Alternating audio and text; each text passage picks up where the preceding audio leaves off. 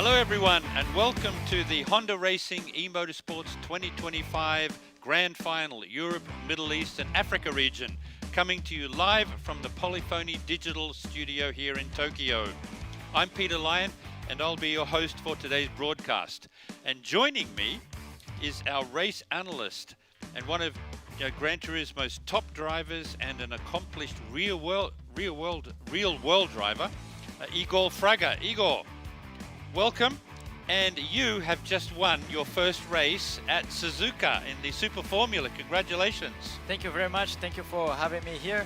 Yes. And you're the Rookie of the Year as well. Yeah. So well done. It was my debut season in the Super Formula. At the beginning, I had some struggles, but I think we improved a lot during the season and finished in the best way possible. It was a really good season for me there. Yeah, it was wonderful. Congratulations. Thank you so much. And how about you, Peter? Have you been involved with the Gran Turismo before? Yes, I have. Play the game, or? I've been playing the game ever since it started back in 1997. And I put a team together back in 2009, invited Kazunori Yamauchi, who is the producer of Gran Turismo, to race with me at Nürburgring. In 2010, we did the 24-hour race at Nürburgring in a Lexus ISF, and we came fourth in class. So it was a great result. And you have been doing very well in Gran Turismo over the years. In 2018, you were the inaugural Nations Cup champion. Yes. So that was the Nations Cup champion, and afterwards I got 2 titles in the Manufacturers Cup as well. And all the series like this, the past 2 years I've been here participating in the Honda eMS event as well. I was the inaugural champ in the in this event as well. So yeah, it's an honor to be here. It's a different way to participate here, but watching all the races here, I really get excited, and want to be back on the track against. You want to get back on the consoles, yeah. But you are you are almost like a mirror of what Gran Turismo is, because a couple of years ago a movie called Gran Turismo was launched, and it's about a virtual gamer becoming a real world driver, which is what you've done. You won in Gran Turismo, and now you're a real-world driver with Ponos Nakajima Racing in Japan. And I did many years of virtual racing, driving Nürburgring and different cars on Nürburgring. And I put a team together, and we raced with Yamauchi-san at Nürburgring. So we both know what it's like to race in the virtual world and take that skill to the real world, which is what Gran Turismo is all about. And that's what we're seeing here today. So let's have a look at the day today. We're going to let me briefly walk you through today's game title and the overall structure of this competition. The game title featured in this event is Gran Turismo 7. Gran Turismo 7 is a real driving simulator for PlayStation 5 and PlayStation 4. The latest entry in the Gran Turismo series, packed with every kind of automotive challenge. With simple rules and intuitive controls, it allows anyone to easily enjoy the world of e-motorsports.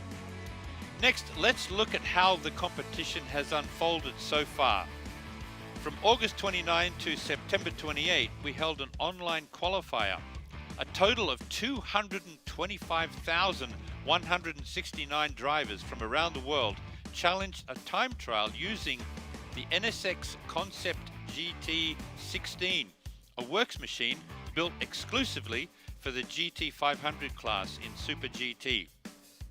The top 10 drivers from each region were advanced into the qualifiers, and they made it here to the grand final. Today we will bring you that showdown, racing exclusively in Honda cars.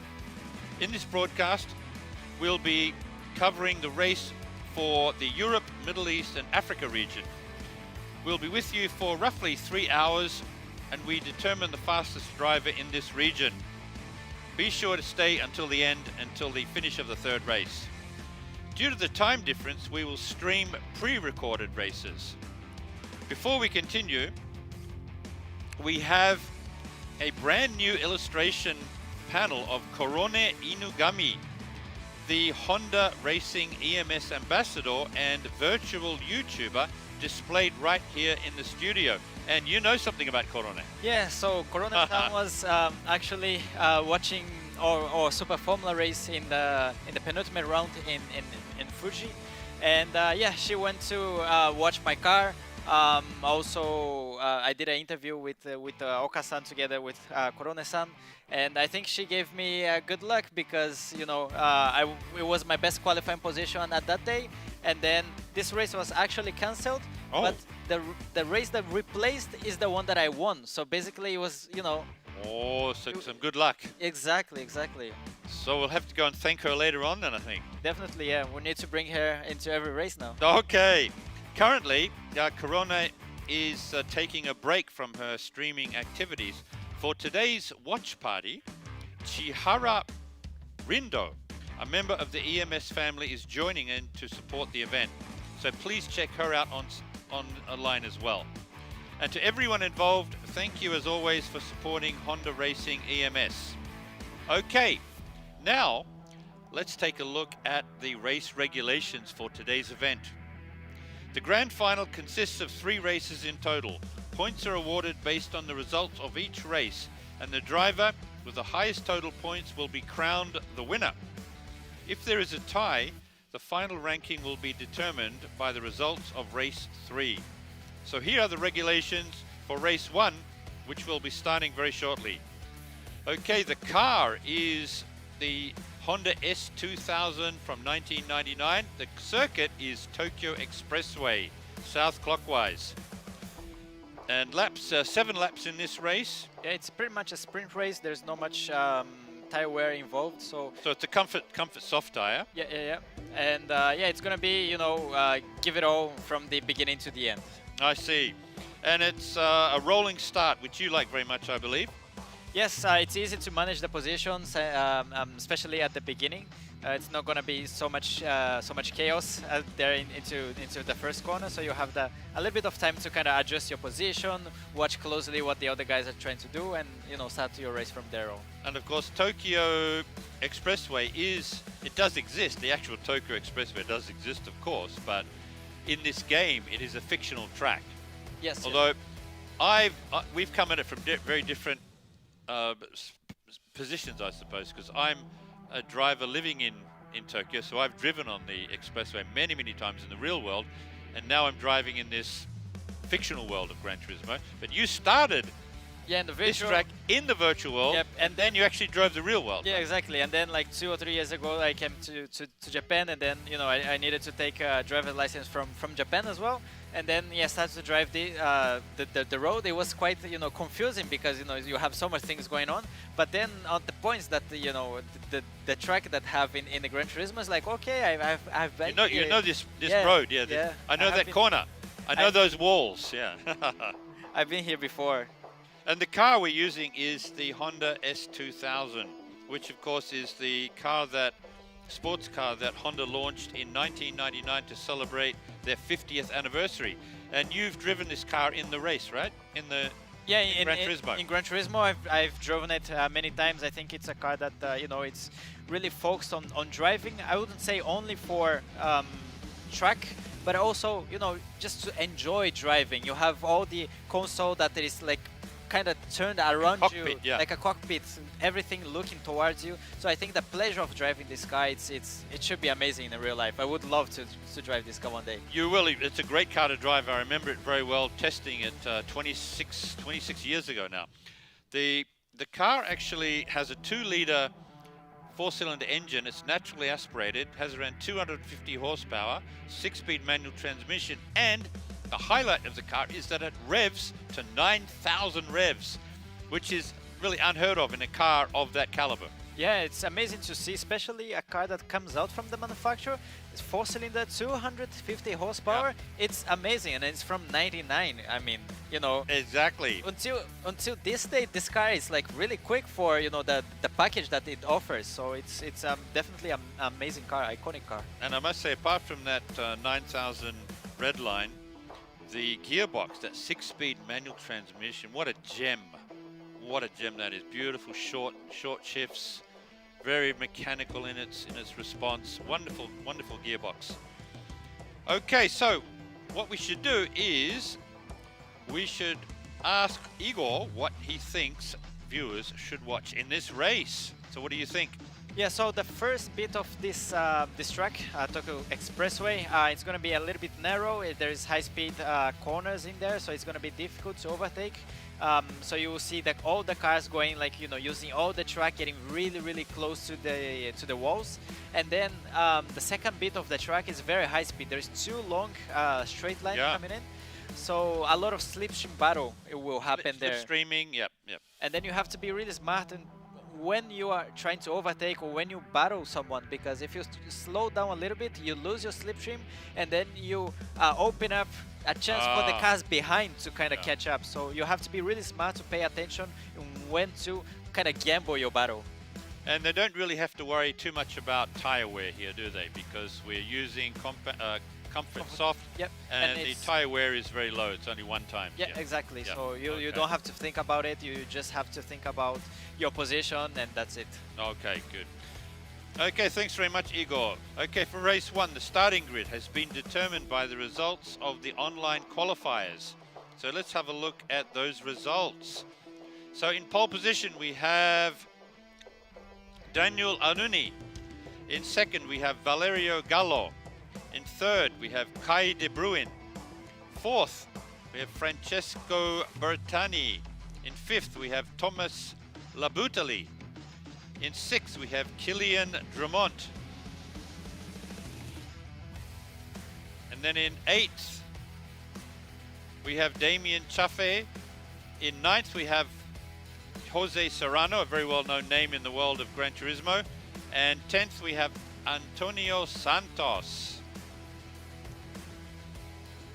And most of these players have been also into the Gran Turismo World Series event. Valerio Gallo is a veteran nowadays. I think he's been competing since 2019 or 2020. He's been there. Kai De Bruin, a few years ago, he started to be really quick, especially on the online time trials. He have been really strong. Daniele Aluni also, like, you know, we have been top drivers from here, and if you see the times here, the top is 138.861 and the last, the 10th place, is 39.027. It's like less than 200 of seconds. So it's very tight. Yeah. Very tight, yeah. Very tight. Sorry, I didn't introduce number 7. That's Benjamin Henschel. So we've got here Benjamin from Hungary there in 7th place. Okay, so what we will be doing, we're going straight to the race now.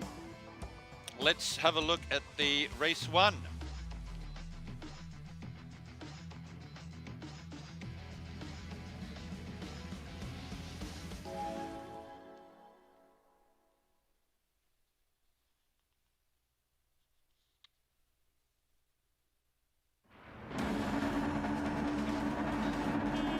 Here we are on the Tokyo Expressway.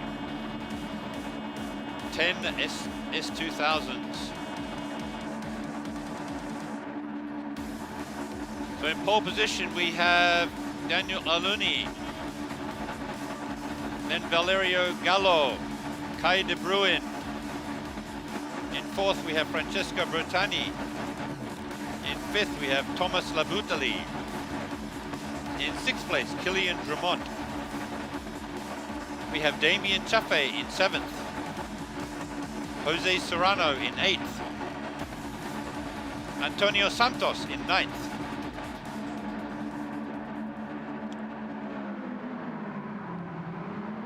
Yeah, so it seems that only 9 players have been able to connect. Yes, I think we're missing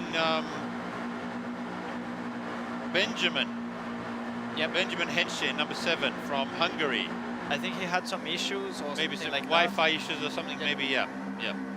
That's the pros and cons of the world today. Online, Wi-Fi and all that sort of thing, yeah. Anyway, race is starting right now. We're underway, racing here at Tokyo Expressway. Aluni gets them away to a quick start. So Gallo will be looking to get the slipstream very quickly, I would think. Yeah, definitely. At the moment, everyone has everyone's slipstream. I think it will be very close, especially on the back straight line. We'll see there a little bit of contact from Aluni on the wall. I think he just hit the wall. I saw that. I think it doesn't slow down him too much, but yeah, you see everyone is pushing quite hard because he know he wants to get that gap, so he doesn't get you know, involved in any battles. Of course, they're coming up to the hairpin turn right now, which is where a lot of overtaking takes place. And after the hairpin, there's the long straight line here. Let's see how it comes out from, you know, from this long straight line. Everyone is so close to each other. The car is revving for 9,000 RPM right now. Yes, exactly. So we've got 9 cars, all spaced evenly. Oh, what we have? Valerio Gallo is attacking. Gallo is side by side. Aluni didn't want to defend that hard. Gallo is taking the lead here. Be interesting to see how. Oh, Always side by side on wow. the background. Aluni left his braking very late there, didn't he? Yeah. There's a few position changes down there in the middle. Side by side on the field. chicane. That is a very tricky place to do that. They sort of come out cleanly there. Yeah. But the point is, because of that battle, they are already started to split, you know, between the top 3 and then all the rest of the cars.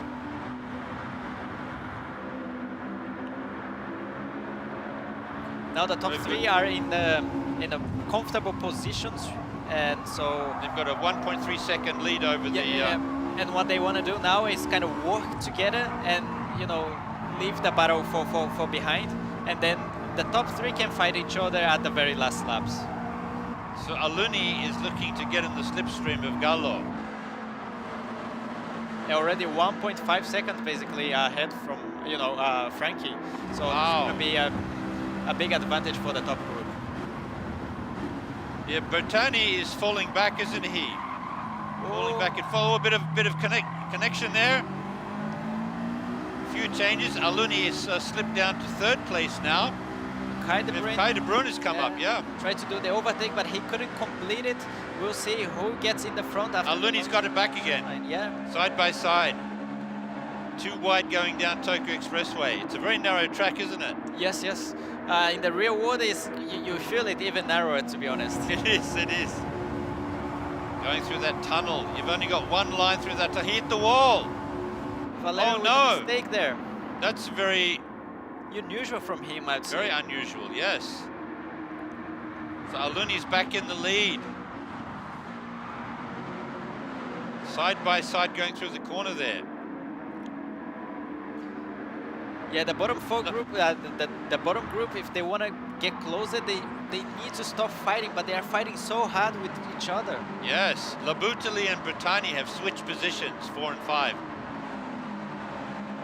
Yeah, even if the top 3 have done mistakes and everything, they cannot close the gap because they are just fighting a lot. They certainly are. But Aluni has half a second over Kai de Bruin. Yeah, but half a second is still quite close. In terms of slipstream range, I would say it's until up to 1.2 seconds around. So Labutle is just, you know, on the edge of losing the slipstream. If he would need to catch probably another 0.4 of a second to be back at their slipstream. I see. You saw the cockpit shot there of the driver. It's so realistic now, isn't it? Yes. The lighting, especially the lighting going into the cockpit, it's amazing. And Valerio Gallo trying to do a move against the Kai de Bruin, but he's not be able to complete it, and then they will have again another long straight line here to see this this judgment here, this decision is so important during the races. It's just one little mistake, one wrong movement, and it can be done. Well, we saw what happened there with Gallo. He hit the wall and he's now in 3rd place. Now with the Kai is doing I think Kai will try to Kai will advance try to to go first past. place. Yep, here we go. Yeah, He's on going the down inside. in the inside. He's got it. Well done. Nice Great move. racing. Yeah, That's what you would have done, right? definitely yes. Yes. So we've going to got- the chicane here, you see the car jumps, moves quite a lot. It's very difficult. Oh no! Oh, Aluni with a mistake. Oh, spun. He's going to fall right. Oh, dear me. What a shame. Just one little mistake. Clipping the wall there, clipping the chicane, Yep. losing his position completely. Yeah, so that chicane is very tricky. As I was saying, it jumps quite a lot on the curbs. It's very difficult to maintain, especially if you're close behind some cars. You cannot really see the curbs where it is. You have to kind of look through the car in the front. It's a very difficult thing to do. That's why you have to know the track so well. Yeah. So we've got Kai de Bruin leading the race from Valerio Gallo in second, and they're very tight. We've almost got a 1 second gap between Gallo and Labutali. Yep. But because of that, you know, all the incident that happened, Labutli is being able to be back below 1 second, so he's getting back to the slipstream, and we'll see if he can kind of catch up again to the top 2 group. A lot of things happen around that hairpin, don't they? That hairpin is a Yeah, the hairpin and also the very chicane. strategic part of this track. Yep. So, oh, we must have side-by-side here. Ooh, that was really Kai de close. Bruin and Gallo going for it. Kai could De still Bruin keep just- the position. Just held off there against Gallo. Gallo was giving him everything. And with the top 2 fighting, Labutli is He's able to catch up. Yep, yep. Exactly. there. You go on the chicane. You see how the car kind of jumps The cut- around. Oh, yes. Ooh, Easy to lose control. Yep, and you are so close with the wall and on the exit as well. It's very difficult corner. And with this level of driving with the competition, you have to be on the edge like all the time. If you're not, you are not fast, and then if you try a bit too much, you know, it happens something like happened to Aluni. So we have number... Yeah, so We have Bertani. Francesco, yeah, Bertani is really giving Labutali a hard time. 0.2 of a second there. But look at what's happening with, oh,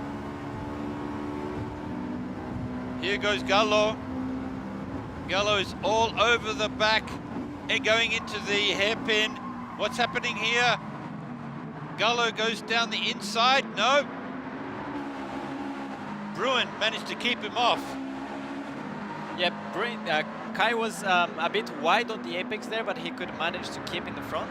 But the thing is, the top 4 now it Very became close. a one pack. Almost like 4 wide going into a corner here. Yeah. The last few laps, I think, should be very, very intense there between those drivers. Oh, we're going to see some side-by-side action here. Oh, good heavens. Labutali, 3 wide going into that corner. Oh! Contact again. Into the wall. Oh, no. Oh, Kai de Bruin, he was also on the top group. Unfortunate, Yeah. unfortunate. He was really fast. Unfortunate. Okay, Gallo is into the lead. And now Labutali is in second place. And Francesco got a penalty probably because of the chicane, and then we have to see if there's yeah. not going to get any penalty also for the contact between them. Yeah, Francesco Bertani has the penalty there. What do you... It's under investigation now between okay. Kylian Trumont and... So he may be given a 1 second penalty. How much? Half a second? Yeah, 1 second, but I think that's because of the track limits. It's not yet for the incident. Now the incident itself, it's under investigation, and we'll see what's the outcome in a few Look minutes. at that. Gallo is 1 second ahead of Labutali. And actually he's gaining. He's opening the gap. Because Labutali and Bertani are fighting, battling each other, so they're losing time against Gallo. And also Bertani will have to, let's see here. I think Labutali have a little bit of contact there against Kai de Bruin. It's a very unfortunate moment there. So what will the stewards, what are the stewards going to do? Yeah, I don't know, we'll have to wait and see, but yeah. Oh, just a warning, to be honest.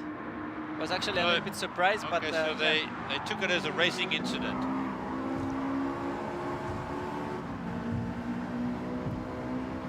Okay, so we have Gallo in the lead by 1 second over Labutali, and then Bertani. There's a lot of contact going on here. Contact between cars and between cars and walls and curbs. But now Francesco will have to slow down for the penalty that he has been handled for the track limits. And then Labutali will have a shot to overtake Valerio in the last lap, because he's still in the slipstream range. We'll see how well he can do this first sector.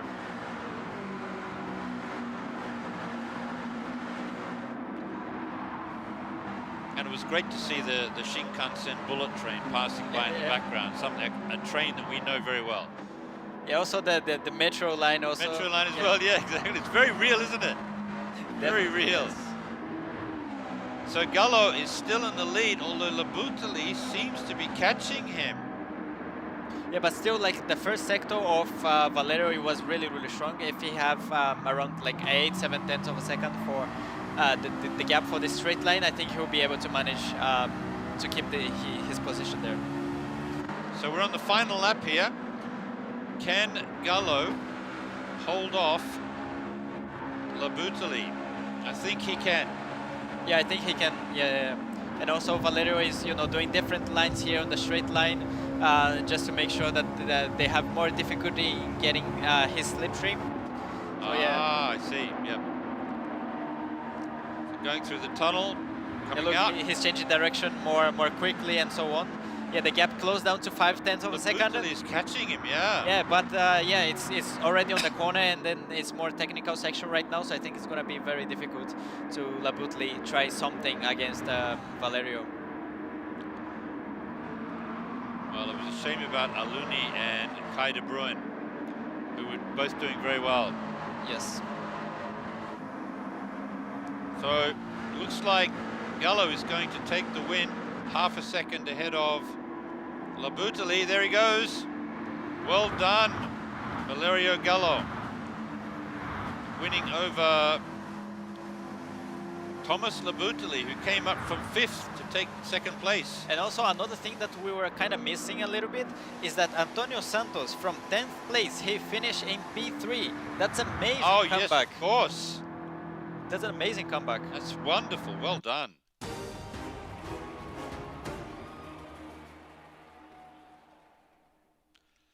So we have Valerio Gallo, a brilliant win there. Unfortunately, we had a few little skirmishes, a few little bit of contact there, which saw Aluni, and here we go. So we have Gallo winning the race from Labutali, then Santos in 3rd, then we have Jose Serrano in 4th, we have Francesco Bertani in 5th, we have Damien Chafe in 6th, and we have Kilian Dramont in 7th, and we have Daniel Aluni, who was on pole, but he fell back to 8th, and then we have Kai de Bruin in 9th, which was a great race, but unfortunately we had 2 top drivers clipping walls and clipping cars and falling back. And hopefully they can recover from from that in the race 2 and race 3. We're cheering for them, and we want to see great race. We'll see, and we should get back Benjamin Henschy from Hungary after this as well. Okay, let's go to the winner of the race, Valerio Gallo. Apparently we only have voice only. So here's the interview with Valerio. Were there any key moments that you think really influenced the results?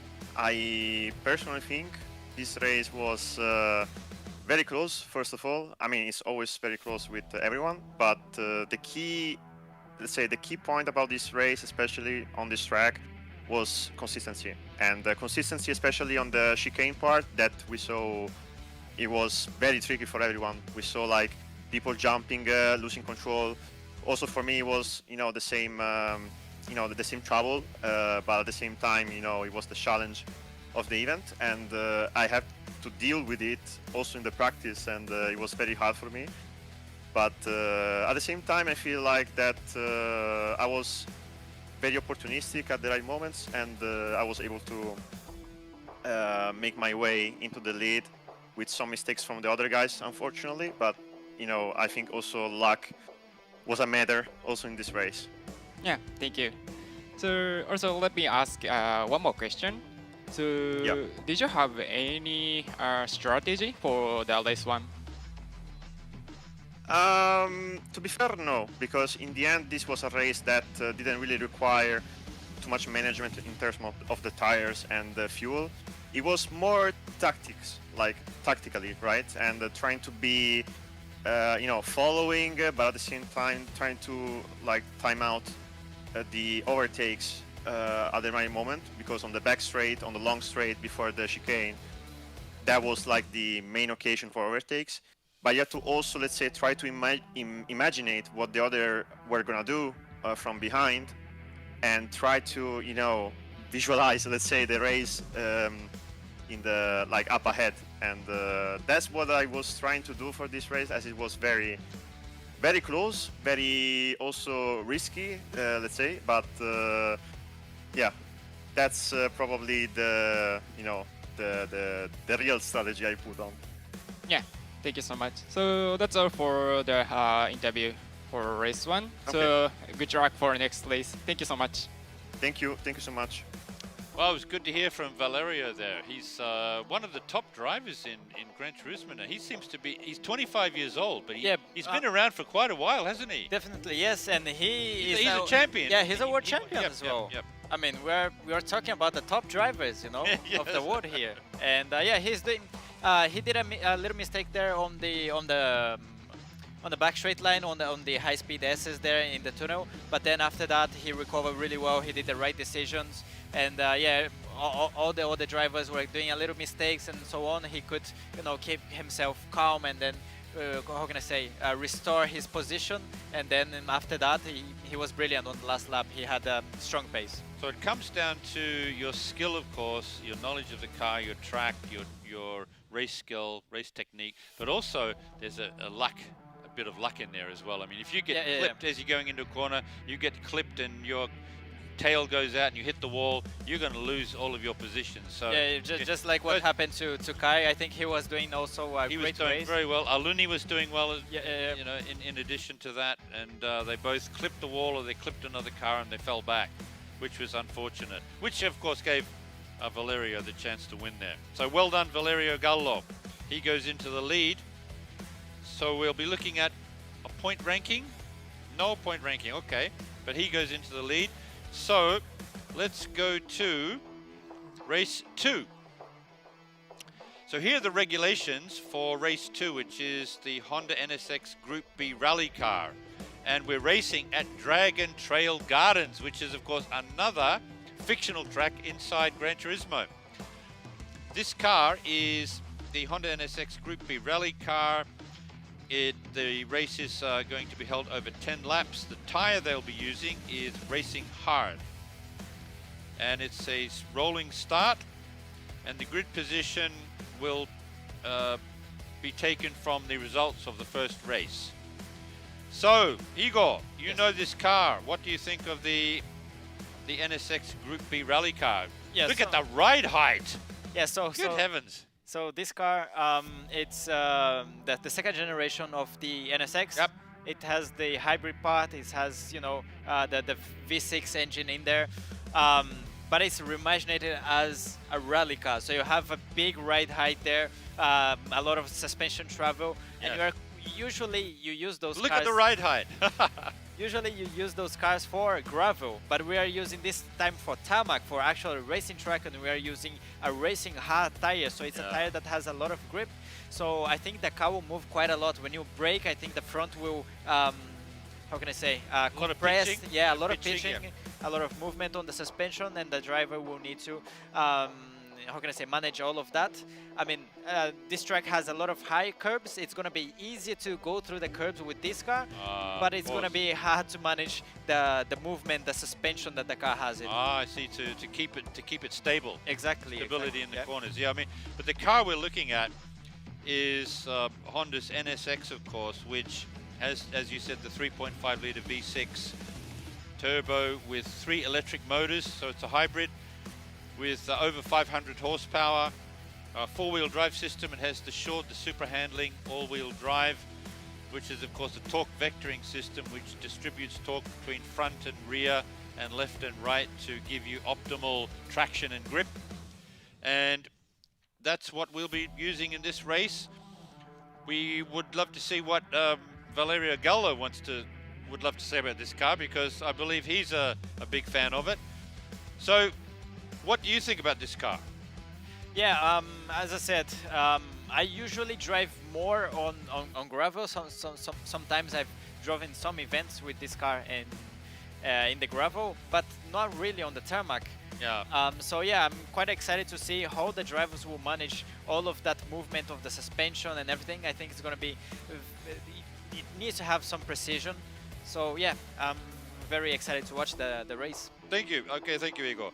Okay, for race 2, the starting grid has been determined based on the results of race 1. But let's take a moment to review the current points standing. So we have Gallo in first with 12 points, Labutali in second with 10, Santos in third with 8, Serrano in fourth with 7 points, Bertani with 6 in fifth place. Then we have Chaffee in sixth with 5 points, Drummond in 7th with 4 points, Aluni in 8th with 3 points, Kai de Bruin in 9th with 2 points, and of course Henshey was not in the first race, so he starts with 0, but he will be joining us from this race. So thank you all for waiting. It's time to go to race 2. Let's get started.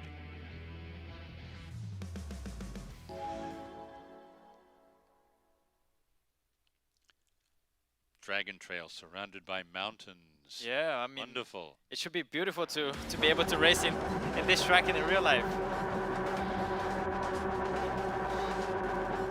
So these liveries, red, white, and blue liveries, are amazing.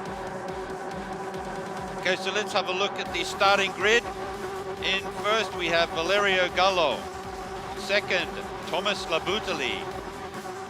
In third we have Antonio Santos, 19 years old. Then we have Jose Serrano. Then Francesco Bertani in fifth. In sixth we have Damien Chaffee. In seventh we have Kilian Drummond. Then we have Daniel Aluni in eighth. Kai de Bruin in ninth. And Benjamin Henshey in 10th.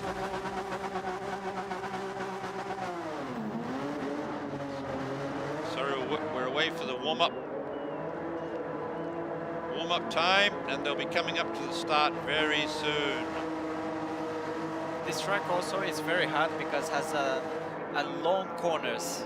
So it's not going to be like easy kind of 90 degrees corners. They have a lot of S section during the in the midsection, long right-handers, long left-handers. So it's a different characteristic that you don't see many times in the race. So we're away in racing here. They're coming up to the first corner, which is a long left-hander.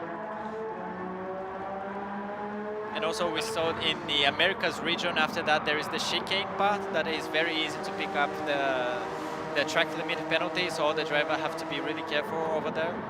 So we have Gallo leading from Labutali, 0.4 of a second ahead. Then we have Antonio Santos in third and Jose Serrano in fourth. Yeah, already Jose Serrano getting a penalty there over the the chicane. You think track limit? Yeah. Have a second penalty over there. Yeah, you were mentioning that. Oh, down the inside. Chafe down the inside there. Did he get past?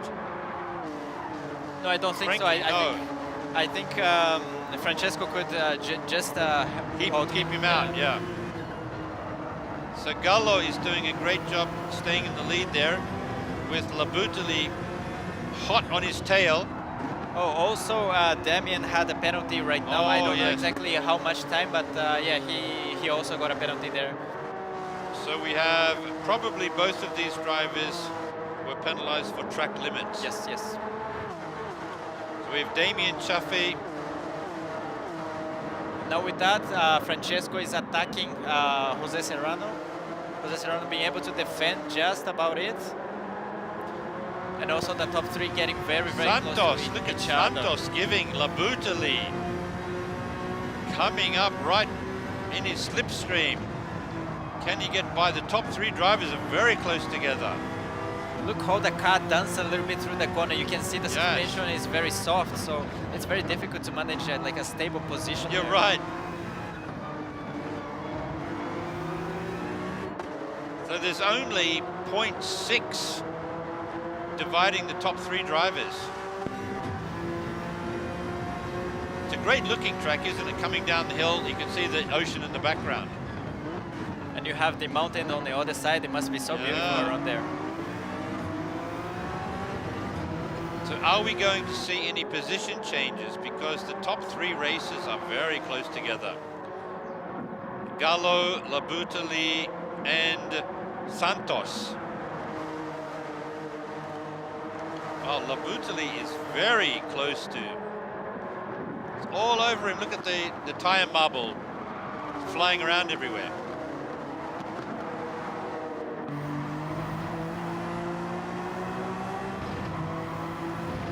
Actually, all drivers are very close except Jose and Santos. There's a 1.5 second gap there.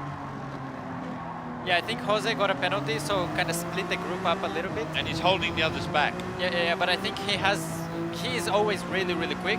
I mean, he's a world champion as well. We have probably 3 world champions in this group, so I mean, the level is incredibly high, and I think he will start to recover from here onwards. And Labutali is applying some pressure. Real pressure here, Valerio. Yes. You could see the suspension travel there that you've been talking about. Look at it. Wow. Like almost jumps a little bit, right? Jumping over the curbs, yeah. So Gallo is just managing to hold the lead. He's getting a lot of competition from Labutali.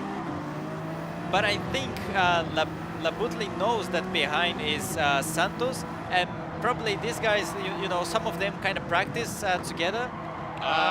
So they know they can trust a little bit the car from the back. So probably they are like, okay, don't fight too much now. Let's try to pull a gap, and the last, I don't know, 3 laps we can fight with each other, and we secure at least like a P3 spot. You know, if you start to fight in the beginning here, we saw in the Americas region as well.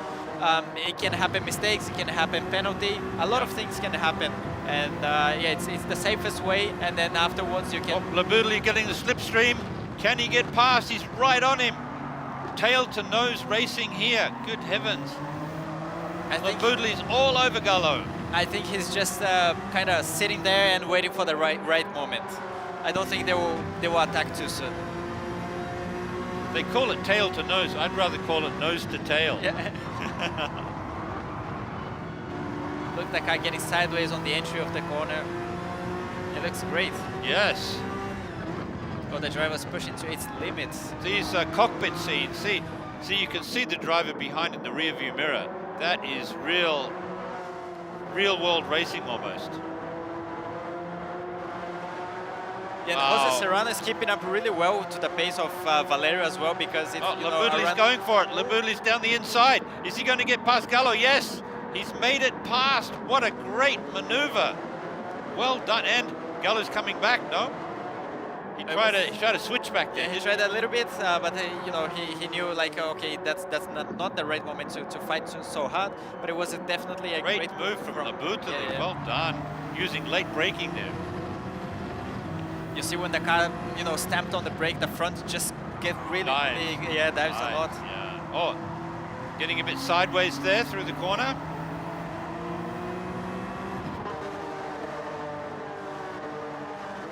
But look, just because even if the overtake was so clean, Jose Serrano was able to close down two-tenths of a second just because of that movement.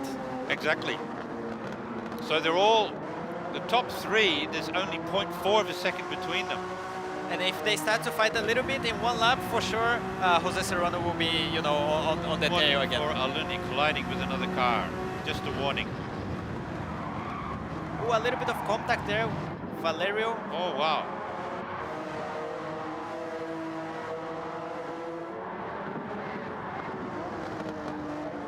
So Santos just fell back there, did he? A bit.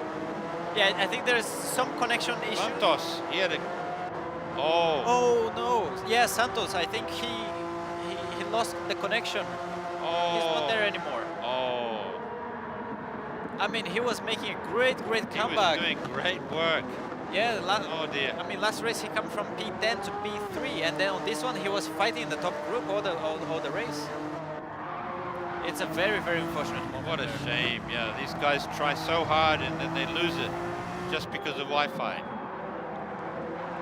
Anyway, we have Labutali in first place, followed closely, very closely by Gallo. And then we have Jose Serrano in third. Yeah, just 1.4 seconds behind. So if those two guys there start to fight a little bit, for sure Jose Serrano will be joining the fight. You see, Valerio is lifting a little bit, just make sure that he's not on Labutali's side. Ah. So they're managing, you know, all the race. They're controlling the race, and they're waiting for the right moment to do the overtake. So Gallo is in Labutali's slipstream, looking for an opening. Is he going to find one on the inside of this corner? No. So we've got 4 laps to go. How do you see this playing out? Yeah, I think they both know how Jose Serrano is quick. Right behind them, yeah. Yeah. And yeah, if they start to fight, they know that Jose will be joining the fight. So I think they're kind of trying to think a little bit, you know, before going for the move and everything. I think it's gonna be really like kind of mind game situation here for a few laps. But it just shows you how evenly the cars and the drivers are matched. Yeah, exactly. see. And also, I think for me, one really good point for the... Oh, what happened here? I think it's the replay of the overtake from Labutali. Oh, yes, there you go. Great job. Nicely braking over there. But I was saying, here in the Gran Turismo, for me, it's one of the greatest things is that the car is exactly the same for everyone. In real life, even if the car is like the same, you know, it's a little bit different, right? Something's just a little bit different, yeah. Yeah, there's some difference in performance. Suspension or in the whole, you know, engine, yeah. The mechanic also take care of the car and everything. The car is not exactly the same, but here in the Gran Turismo, we know that the car is really exactly the same. So it's the like same tires. Yeah, you know that is like a very fair playground. Even the tire pit stop, the pit stop time is exactly the same for everyone. So you have to rely on your strategy, on your decision making, and your driving as well. Exactly. As you said, we have Labutali and Gallo fighting up ahead, and it means that Jose Serrano is closing in. Actually, he did get it under 1 second. Now he's fallen back. Yeah, probably there was a little bit of mistake there, but now, Jose Serrano was a little bit too deep there. Now over 2 seconds gap against what happened there? Yeah, Valerio. I think there was some mistakes. And now, who is doing like a very good comeback? It's Francesco. that you know, on the first race I think he Indeed. finished P8, I would say. And Drummond is giving Jose Serrano a very hard time. I mean, Francesco had that contact at the beginning. He spun out the car, but he's been able to capitalize on this race, and he's very, very close to Kylian Drummond and also Jose Serrano. Well, Gallo and Labutali are really going for it up the top of the field.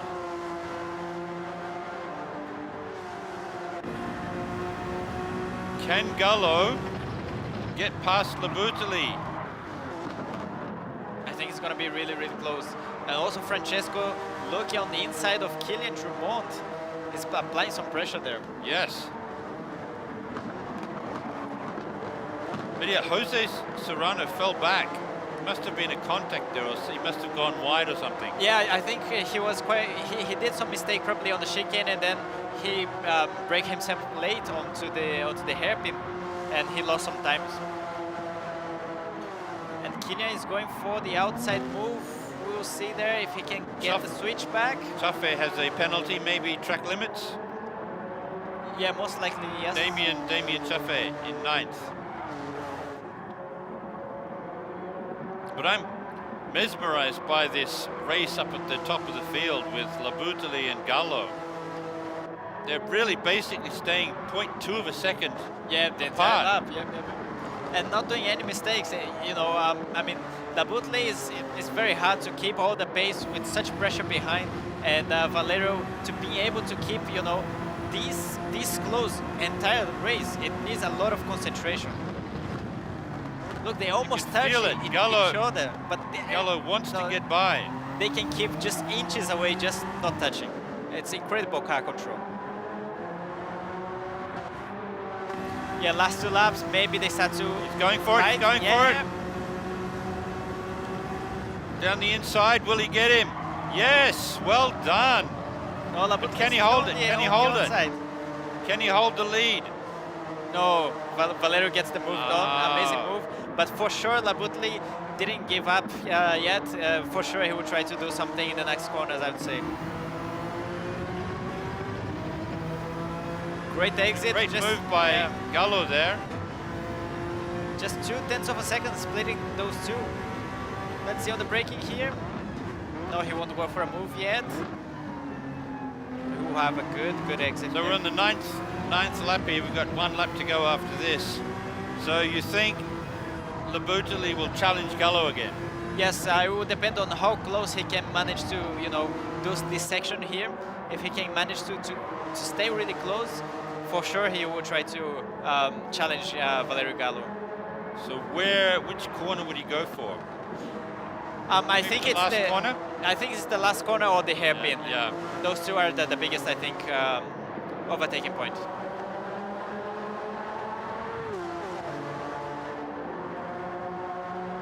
But they're both he's managing to stay under 0.3 of a second away. So Gallo is brilliantly holding on to the lead from Labutali. Yeah, but the thing is, Valerio has been able to get out of the corner really, really well. Even if Labutali getting close on the straight line, he's been able to get good traction and not letting any margin for him to challenge Valerio.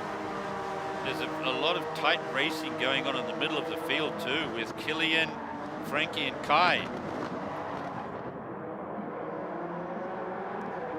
And Labutali have to get a very good exit here to challenge, but being almost 0.4 seconds away, I think it's going to be really difficult. I think Valerio have some advantage here. On the final lap here. Yep. With Gallo in the lead. 0.4 of a second ahead of Labutali, with Jose Serrano 1.5 seconds behind in 3rd. And we have to see there on the background with Jose Serrano, Kylian Drummond, and can Drummond get past Jose? Yeah, but I think Francesco is getting closer to Kylian actually. Yeah. So that's I think the P4. This is the battle right there. Aluni also getting very close with Benjamin side by side. A lot of tapping going on there. talk about tail to nose right racing. There you go, Francesco is Oh, down the outside. challenging on the last corner on the outside. Good heavens. A little bit of oversteer, he's applying some throttle there, but yeah, it was just over the white line. Oh It dear. was a lot of grip. So there we go, Gallo managed to hold off Labutali to take the win. Well done, Valerio Gallo. Again, another great race by him. As you'd expect from a world champion. He fell down to second place, but then, you know, he just be able to Managed to overtake. catch up there. In What a in the great greatest race place. from Valerio Gallo, as we expect nothing less from a world champion. But he just managed to hold off Labutali. That was a great Yeah, race. but They changed positions a couple of times there. during the race. What did you think? Yeah, I think Valerio timed in a good timing there to overtake Labutli, but afterwards Valerio could put a great pace, you know, until the end, and Labutli couldn't challenge, you know, put side by side against Valerio, and that was, you know, what sealed the deal. Basically. Sealed the deal. It certainly did. So Valerio goes into the lead. He won the race from Labutali, then Jose Serrano, Kilian Drummond, then Francesco Bottani, then we had Benjamin Hensey, then Daniel Aluni in 8th. In 9th we had Damien Chaffee. And unfortunately, we lost someone along the way. Who did we lose? It was Antonio Santos. Antonio he was Santos. doing a great recovery. I That's really right. wanted to see. He was you know, from all- 10th up to the top, yeah. Yeah, the top. He was in the top 3. I mean, he was fighting really hard there, and I wanted to see a 3-way battle, not only the top 2 fighting there. Didn't quite happen, unfortunately. Anyway, let's go to an interview with the race winner, Valerio Gallo. It's same to the race 1. So is there any key moments in race 2? Yeah, I mean, it was very similar, of course, to race 1. Also here, you know, the chicane was key because of the exit you could have from the chicane towards the hairpin down the straight. And not only because in the end, it was all about trying to, let's say, control the car in this case, especially in the braking zones. For example, on turn 1, as we come with higher downforce, the car is very reactive, it's very sensitive, so you have to try and trail brake a lot and modulate the brake so much. That's what I learned about this car personally. But, you know, nevertheless, it was a great race. I was trying to play smartly from the beginning, not attacking the French guys. Then there was also Antonio that unfortunately got disconnected. I was also, you know, a bit lucky with that because it was gonna be another trouble, but it was probably gonna be another race. But yeah, I still did my best there, and also with Thomas Labutli, did a great job, with a great pace. I was also watching behind Jose that was slowly catching, and you know, I had to play smartly there. But unfortunately, he also did a little mistake. But yeah, nevertheless, still a waiting game and trying to, you know, play the right moment for the overtake.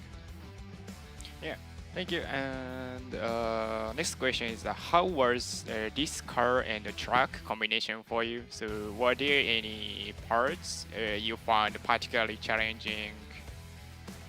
Yeah, for me, like, this car actually fits my style because I like this kind of little oversteery cars, and so for me, actually, you know, it fitted my liking since the very first moment. And you know, of course, the result was is speaking by itself in the end. But let's say at the first glance, like at the first tries, I felt like this car was totally in my hands, and I felt like, you know, the good thing is that this car, you know, you can have some different driving style compared to the, you know, for example, to the upcoming car, which is the Group 3 car, that is like more grippy, and you have to only follow one way to drive the car, and I know very well. But yeah, let's say with this car, it's a bit tricky let's say, to get it used to, especially in the braking, as I said before.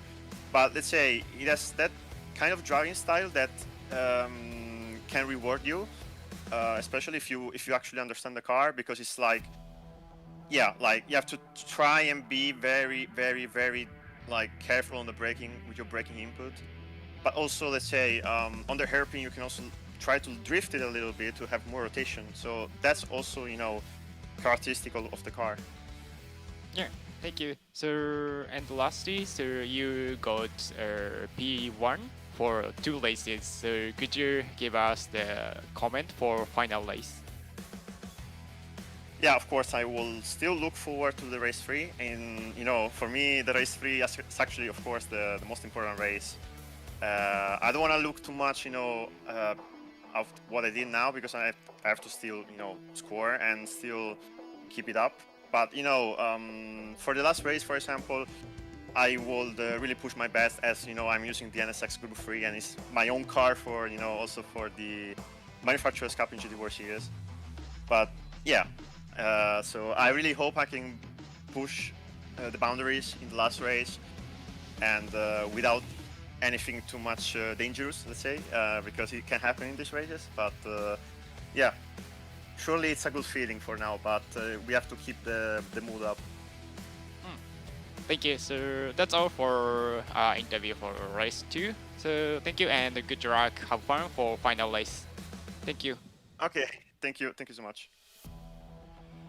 Wow, he's a world champion, some great comments there, but what you really feel, especially even when you talk about these guys who you know from your experience, you just feel the mutual respect that you have for each other and the camaraderie. It seems like there's a strong friendship in the gang of Yeah, definitely yes. Gran Turismo top racers. Yeah, because I mean we have been into World Series event together. You know, for a lot of them it was their first trip, you know, being abroad, and it's been with the Gran Turismo family. So it's, I mean, it's a competitor. We compete. It's a rival. We compete against each other. But at the end, I think, you know, we've been living a lot of moments together, and we have you know, a lot of respect to all the drivers. And you maybe even learn a little bit from each other. No, definitely yes. We Pinch a few driving techniques. Yeah. I mean, I'm always watching the replays and stuff like that when I do the online time trials and stuff, and then we're just trying to, you know, improve ourselves, but then add some bits from, you know, the other drivers. Yeah, exactly. Okay, let's go to the point ranking. Let's see where we stand. Okay, look at that. Gallo is, well, with 2 race wins. He's in the lead with 24 points. And we have Labutali, who came second in both races, so he's at 20 points. We have Serrano in third with 15. Bertani in fourth with 12. Drummond with 11 in fifth place. Santos in sixth with 9 points. Chaffee in seventh with 7 points. Kai de Bruin in 7th with 7 points, Daniel Aluni in 9th with 6 points, and Hensei in 10th with 5 points.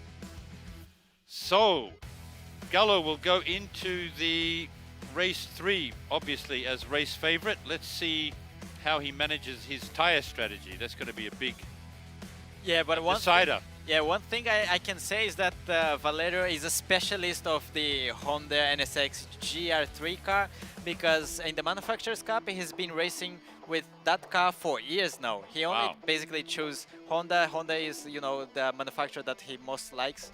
He's a passionate for the brand, and yeah, he's been racing with this car for years, so he knows all the details about this car. Okay, so now we have a quick announcement from the program. Honda Racing eMS has been working on a new line of original merchandise. We've created commemorative trophies for the online qualifiers, as well as original apparel, clothing, and even some hats. So let's have a look at some of these products, and we want you to be aware that these items are available exclusively in Japan at the moment, and pre-orders are currently open. As I said, they're only available in Japan at the moment, but in the very near future, we can expect them to be available overseas as well. So let's have a look at the main one, of course, is the mini trophy. Look at this. Would you like to explain what's on it? Yeah, so basically there is your position here of, you know, the online time trial. Then you can put your name in here and the car that you've played basically on the online time trial that lasted a month. And then we have also the exact car that, you know, you drove basically in the game. Exactly. As a collection. I think those two are very... With the same livery. Yeah. Exactly. And in addition, we have the little, this is called a bear brick. With the Is Honda it HRC Honda- and the Honda eMS livery in it as well. Like little bears, toy, little yeah. bear toys. And we have the hard case. It's a hard case here. And of course we have the hat, eMS Honda hat, and a t-shirt as well. There we go. Yeah, the t-shirt, it looks really good. I love that, the pocket color. I think it's quite nice touch. eMS and Honda Racing on the pocket there. So these are the goods that Honda eMS is offering all of you, and this is especially for the drivers who competed in the qualifying. So please look out for this one. Everyone can have one of those. Okay, now we have something very special. This is the Honda eMS Sim 01, a special simulator. Time attack. Hi. Yeah, so I think it... じゃでもあ、これ just 今 think- 紹介しようと思った。彼のタイムアタックじゃなくて、こっち。okay. Sim, はい、OK。いいですか? Okay, we have something very special for you today. This is the Honda eMS Sim 01, an eMS simulator built from a real training formula car that was actually used at the Suzuka Circuit Racing School Formula. Now it's known as the Honda Racing School Suzuka, a school that has produced drivers such as double Indy 500 winner Takuma Sato, who of course was an ex-Formula One driver, current Formula One driver Yuki Tsunoda, and Japanese driver Ayumu Iwasa. A launch event for the Sim 01 was held in November, where a limited edition livery model was also unveiled. Now, since we have the opportunity today, I'd like to invite Igor to actually try out the Sim 01 for himself. And it's the same car, the same spec that you drove in your race recently.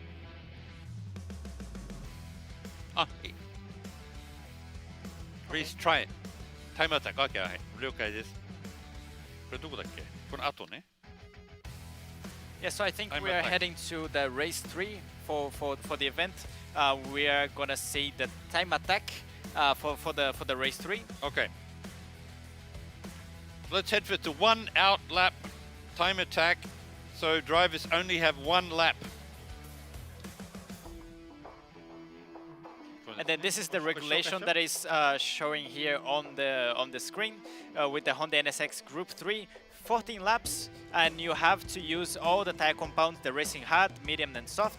Fuel consumption it's 1x and tire wear is 4x, so tire wear is quite high. Fuel consumption, I mean it's 1x, but they still have to have a little bit of, you know, kind of splash and go. You need to add some liters there in during the race. And the starting grid order is gonna, we will have some qualifying very soon here, and the start type is rolling start. So we're going to go for the 1 lap qualifying session. Let's see what happens there. Time attack. So we're going for the time attack now. Each driver will only get 1 lap to post for their grid position. And it's a very difficult situation. It's very hard because you have only 1 lap and then you have to kind of risk it all.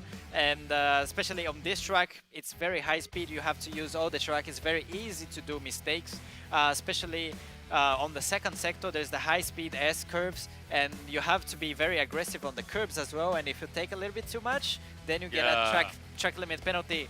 And if you don't risk it, then you will not be quick enough. So we're talking, of course, about the Gran Turismo fictional track, which is the Autodrome Lago Maggiore, the full course. That's obviously in Italy, in the Gran Turismo fictional world, and we're racing here with the Honda NSX Group 3 14 laps, as Igor just explained, on hard, medium and soft tires. So the tire strategy is very important for this race. Yeah, definitely very important. I think that the fastest tire that you have, the soft tires, you want to use it when you have clean air, because if you have all the traffics, like, you know, all the cars that have slower tires, it's gonna kind of it will not be able for you to use all the speed that the soft tire offers, and the soft tires last short, so you want to use all that speed in that moment, you know. And then if you get get caught by the other cars and traffic, you'll be losing time. So the place that you use the right tires is going to be very, very important. And we're getting a very good, very close-up look at the actual race car here. Very low ride height, lots of aerodynamics, lots of splitters, and the rear wing is huge. I mean, this car, of course, is it's a proper racing car, right? Proper racing car, exactly. Group 3, yeah, Group 3 racing car, and it's the Honda NSX, the 3.5 liter V6 turbo with triple electric motors, and of course it's the rear-wheel drive. Yep. For this race, which in the race car version it's rear-wheel drive, whereas the normal NSX, of course, gets four-wheel drive.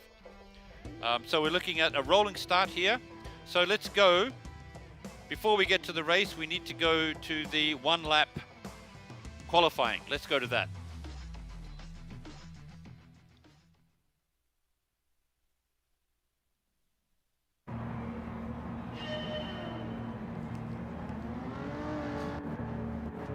Okay, so it's a reverse grid.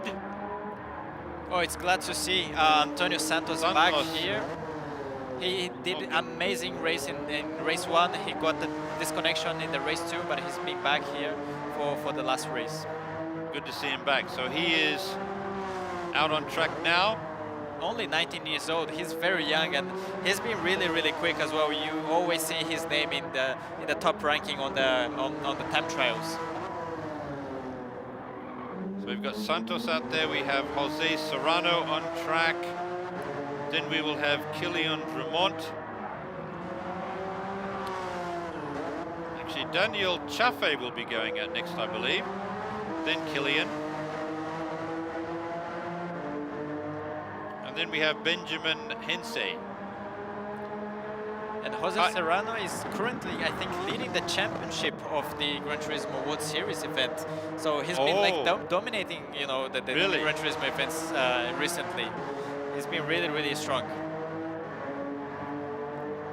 So we're seeing Damien Chaffee on screen right now. Yeah, he's trying to warm up the tire. You see aggressive movements on the steering wheel on turning in. I think he's trying to warm up, especially the front tires.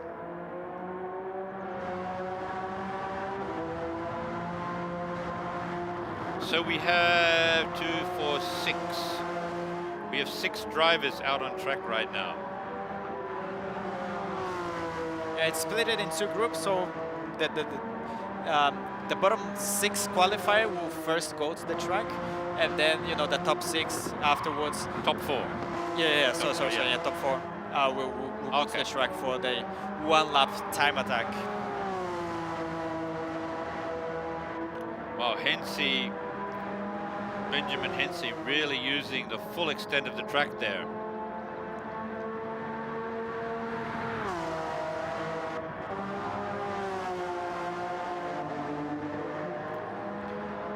Kilian Dremont, also really hard, really fast driver. He also have already won a championship with the Subaru. He's only 22 years old. Too. Yeah, in the manufacturer series, in the Gran Turismo World Series. So, I mean, as I said, all those drivers here are really, really the top level of the Gran Turismo. Anytime you open up the daily race or, you know, time attack event leaderboard, you'll find those names up on the top 10 for sure. Well, you can tell by Antonio's comment there that he really wants to do well. And he just did a very good S section there. He just attacked the right amount of the curb. You know, the car seems very, very stable as well, but really quick at the same time. So here we are coming up on your favorite corner, the banked hairpin. I mean, it's a hairpin, but you don't feel like you are getting to the hairpin because you can carry so much more speed than the normal hairpin. Exactly. That's an amazing corner. A little bit of squiggling coming out of the corner there, squirreling away there.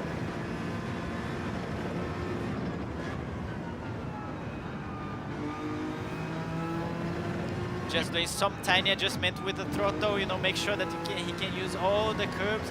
But I think these laps here are gonna be a very quick one. Let's see, Bonelli have done, I think it was 35 or 55? Yeah, 55.6. Let's see how Antonio managed to do that. 55.6. There we go. That's a really strong time. That's a good time. It was the pole position from the Americas region. So we are seeing that, you know, from the first runner, basically hitting the 55.6. And let's see how well Jose Serrano can finish the lap. He's coming up. It's really quick as well. Another one on the 55s. Very close. Less than just on 0.2 of a second. And we have Damien Chaffee coming up.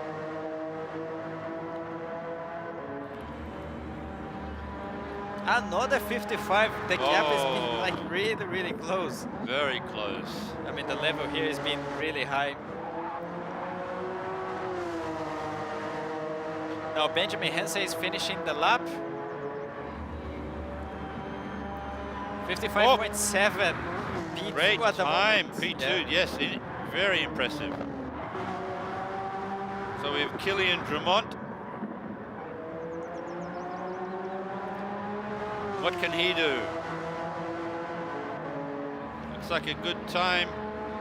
55.7 Look at into those second time. place. I mean, it's really close to each other right now. I mean, it's less than 3 tenths separating the top 5. And then now we'll see the outlap from Thomas Labutli, and then, you know, Francesco Bertani, Kai De Bruyne, Valerio De Gallo, and Daniele Aluni. Yeah.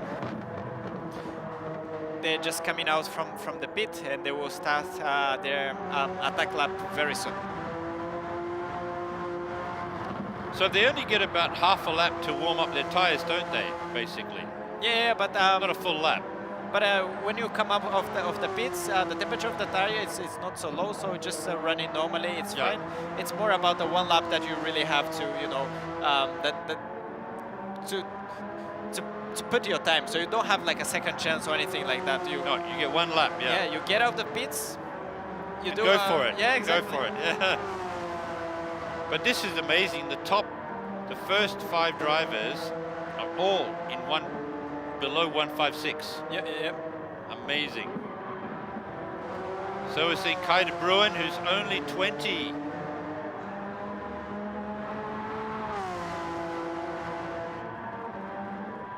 So you're seeing his name more often these days, are you, Kai De Bruyne? Yeah, definitely, yes. Especially on the time trials, he's been really quick.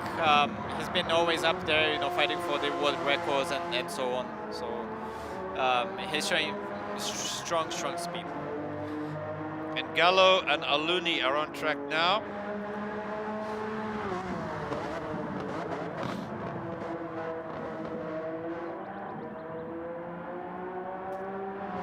So we've got 2 minutes 45 seconds left for the qualifier. As you can see, they're using the full extent of the track to generate their pace. Now Labutli have entered on his attack lap. He's using all the track, maybe missed a little bit there on the apex point, but you see how hard all the drivers are pushing the car. Pushing very hard. Full There's basically no roll.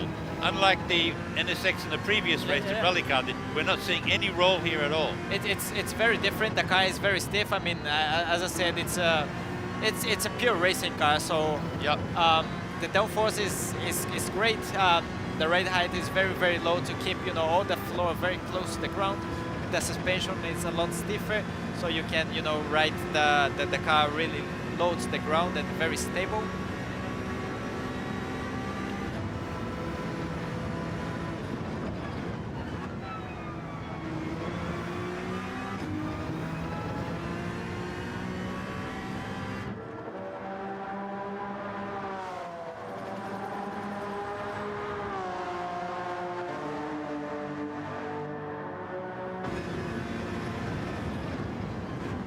will know very soon what's happening with Labutali and Santos. Yeah, Labutli is using all the track here, coming up of the last corner. Let's see what time he can manage to do it. But he, you know, Labutli is coming very strong on all the way on this race. Just couldn't quite get in the 155s. But still a very good time. Francesco is coming out of the last corner here.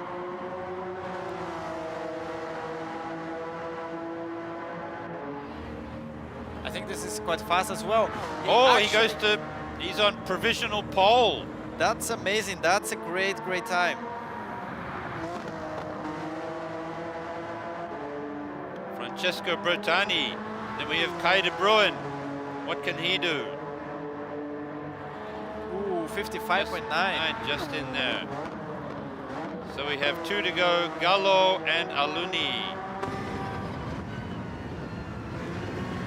Gallo with a very good line to the last corner. This could be. He knows exactly what the car can handle. Let's see. Oh, just missed by a few hundreds. Oh my God, it's so close. He goes into 3rd place at the moment. And Aluni, the fastest online qualifier here from the European region. Let's see what he can do here. Coming out of the last corner, he seems to be really fast as well. Not quite. Not quite. Not quite. So he goes into 9th position. So, provisional pole, we have Francesco Bertani. That came out of nowhere, didn't it? That was an amazing lap. That was a brilliant lap. Then we have Santos. Santos in 2nd. Then we have Gallo in 3rd. Kilian Drummond in 4th. Benjamin Hense in 5th. 5th, yep. And then we have Jose Serrano. Wow, that was a great qualifying session, wasn't it? Yeah, it was amazing to see it. All the gap between the drivers are so close. Very close. Less than 4 tenths separating the entire field. 7 drivers, I think, were in 155. Yeah, exactly. I mean, it's very close. A few hundred of seconds separated the top 3 drivers. But the driver that got pole position is quite unexpected, Bertani. Yeah, I mean he's been doing some great races. The first race also he was showing strong pace, but unfortunately he had that incident. But it's great to see him back here with a really strong form. Right, wonderful. So we'll look forward to seeing their tire strategies very soon. Now we have a special surprise. What we're going to do is we're going to get you to go over to this very special simulator we have over there. This is the Honda eMS Sim Z01, an eMS simulator built from a real training formula machine that was actually used at the Suzuka Circuit Racing School Formula, now known as the Honda Racing School Suzuka. It's a school that has produced drivers such as Takuma Sato, who has won Indy 500 twice, ex-Formula 1 driver, Yuki Tsunoda, who is a Formula 1 driver, and Ayumu Iwasa, a Japanese driver. A launch event for the Sim 01 was held in November, where the limited edition livery model was also unveiled. Now, since we have the opportunity today, we'd like to ask Igor to actually try this Sim 01 for himself, and I believe it's set up very similar to your race car. Yeah. I'm seeing here the SF23. The real monocoque here from the actual, the Honda Racing School Formula car. Yeah, quite excited to try out that. Please go over and give it a go. It's all yours. So we'll give you 2 laps, a practice lap and 1 hot lap, 1 qualifying lap. Let's see what you can do. And I'm being told that Honda are preparing 10 of these simulators for 10 million yen each. That's about, what, $70,000. So if you're interested, anywhere in the world they will ship this simulator, which is built using a former Super Formula Japanese car. So there we are. Igor is in the cockpit. He's on Suzuka circuit in the SF23. So Igor, what's it like? I mean, sitting here in the cockpit feels very immersive. It's you know, a different sensation here to play the same game than the Gran Turismo.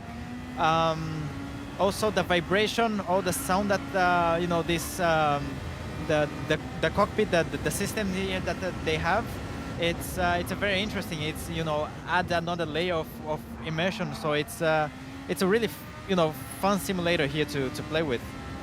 And in the real world, you are able to enter the final corner, final left-hander, at about 275 kilometers an hour, thanks to your downforce and tire grip.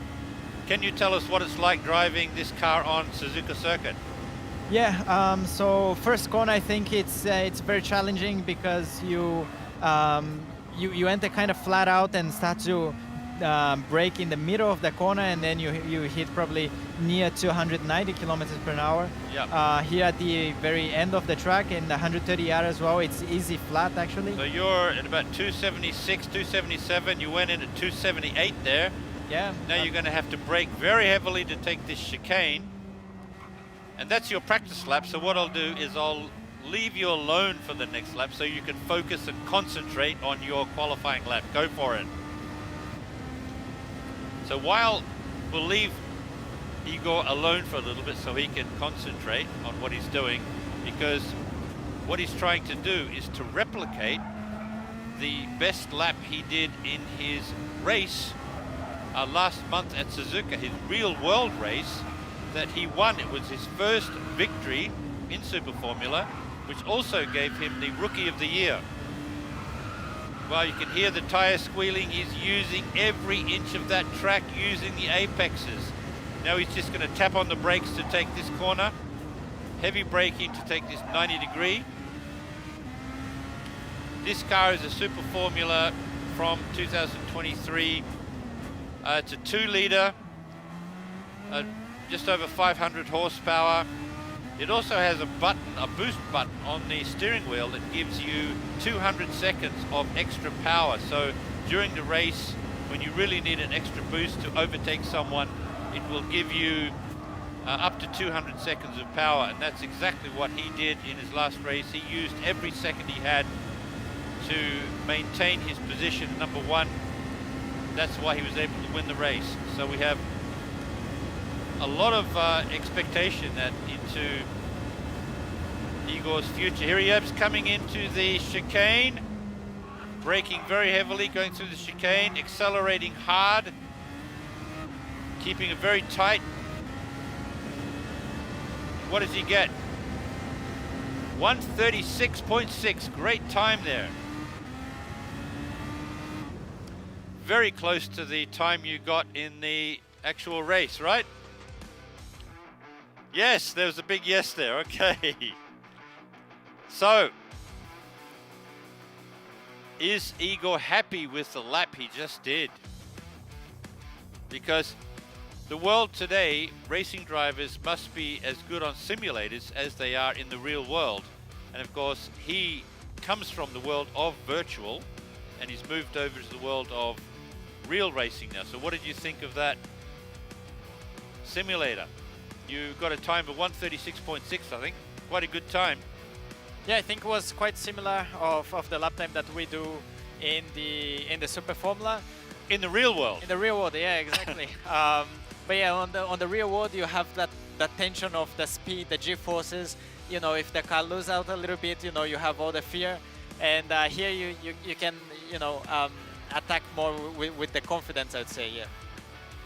Wonderful, great lap, and I'm sure we were all trying to pinch a few of your driving techniques there. Anyway, thank you. Okay, so now we're going to head over to the final race, race 3 of today, and we're going to have a look at the details of this race. So we're going to be racing at Autodrome Lago Maggiore, the full course. It's the Honda NSX Group 3, 14 laps. The tire selection is hard, medium and soft. So each driver will get to use 3 different tires, and they must manage their tire strategy perfectly if they're going to win. And it's a rolling start. So with this race 3, the final race, everything comes down to tire management strategy. What do you think? Yeah, I think it's going to be really... Here we go. You have to be really decisive with your strategy. You have to use the right compound of the tires in the right moment. Starting in different places will require different tire usage during the races, and we have to remember here that each compound must be used for at least 2 laps. At least 2 laps, yeah. Yep. So whether it's hard, soft or medium, you have to use at least 2 laps. That tries to keep everyone on an even keel so that everyone is racing on the same conditions. Yeah. Okay. So that's your tire management strategy. So everything basically comes down to time management, which tires they pick in which order, and when they pit in. That's very important too, isn't it?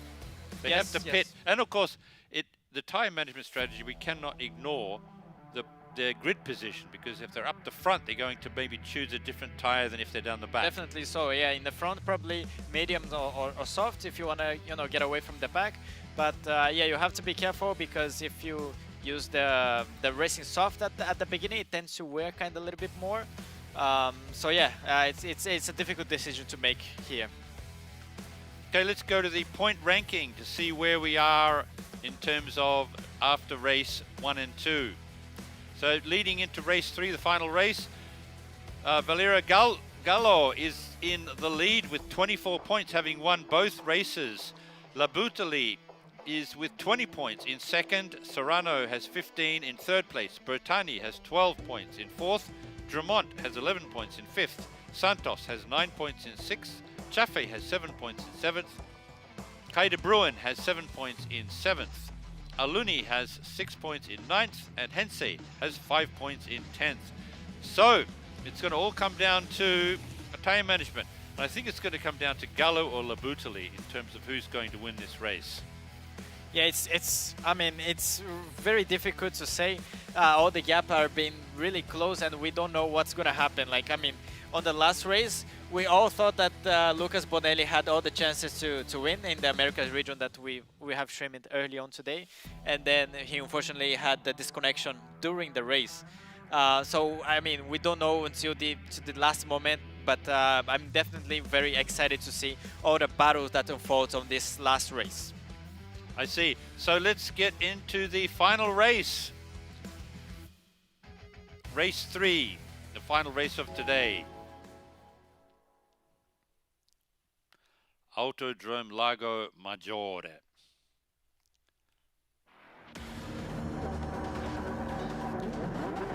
Going to love the liveries on these cars, the blue, white and red. Very aggressive, isn't it? Yeah, and you have all the variation as well. It looks really good all in the image here.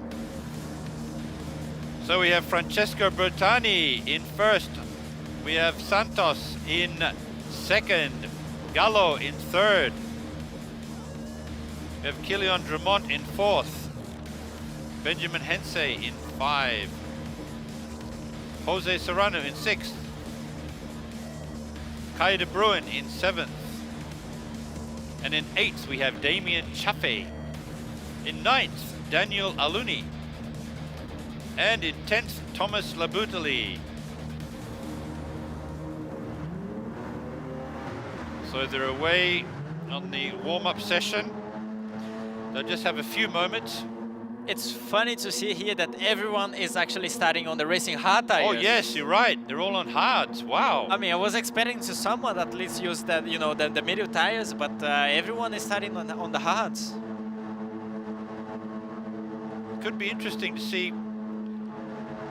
So do you think they're going to come in quite early then? Yeah, probably they will do like 2 laps and then enter the pits and use the other tires. They're away and starting.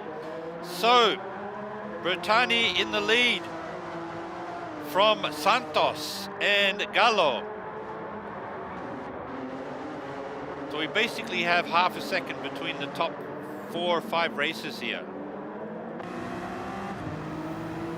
But already Santos seems to be giving Bertani a bit of heat. Yeah, I think Francesco Bertani had a little bit of a mistake on the turn one, but after that, I think he'd be able to focus himself and understand the grip level of the hard tires, because I mean it's very difficult. You come from medium tires, full push lap in the qualifying, and then you start the race in the hard tires without any kind of practice. So you have to adapt there very quickly. It's very difficult to do that. Wow, this view we're getting here, we're seeing Santos very close to Bertani, only 0.2 of a second behind. Just a little bit of slipstream and he can get past. Maybe he's going for it now. Yeah, Going for the overtake, up the inside on the hairpin. Can he do it? Yes. Ooh, Well done, a little bit Santos. on the gravel. He's maybe losing to Valerio Gallo as well. But yeah, Santos did a great move over there That was a brilliant move. to overtake Up the and inside. and take the lead. So we have Gallo in second, 0.4 of a second behind. Then we have Bertani in third. And also because of that mistake, he's getting a lot of pressure by Kylian Drummond as well.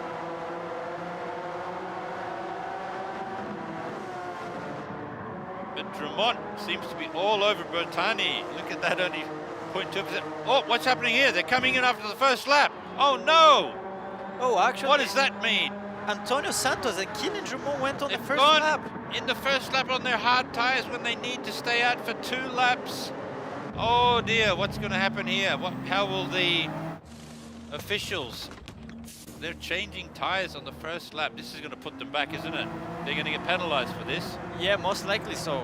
I'm Oh, not dear. sure what's What going to happened? happen. Maybe they were not aware of the rules that with each tire selection you must stay out for 2 laps. That's going to drop them back. Oh no. In 2018, actually, on the last races there, in the World Final, I actually did the opposite. I thought, I needed to use all the tire compounds, but actually needed to use only 2. Oh, I see. It can happen. So it does pay to read the regulations, doesn't it? Yeah, yeah, yep. As we've just seen, the 2 French drivers pitting at the same time.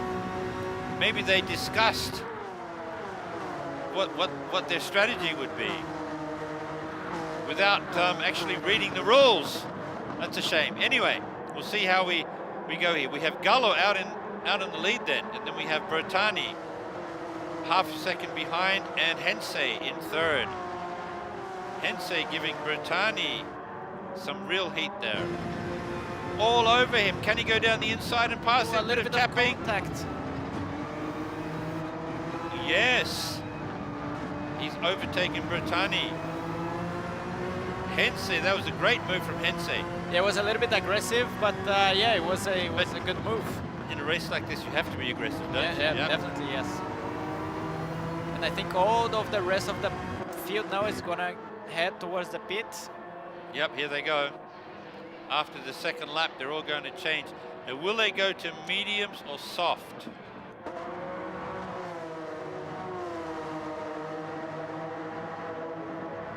And all cars, there we go, medium, medium, medium. Oh, except Only one. Aluni. Only Aluni is changing to soft tires. Let's see What could what this mean? position Aluni will And come back.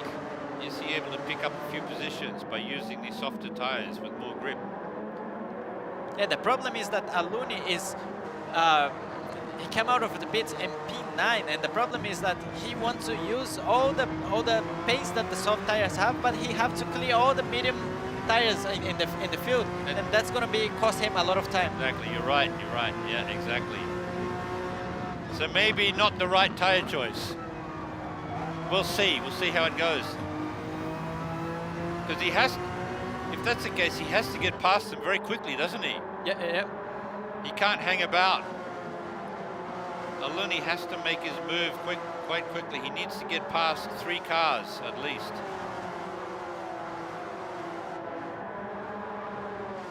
So at the top we have Santos is in the lead. ahead of Gallo and Kilian Drummond, with Hensei in 4th, Jose Serrano in 5th. Now what's happening with the 2 French drivers who pitted early?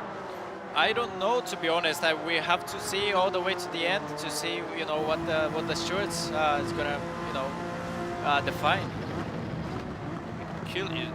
Wow, Kilian is all over Gallo. Look at this. This is what racing's all about. Oh, flying all over the place. See that, using the whole track.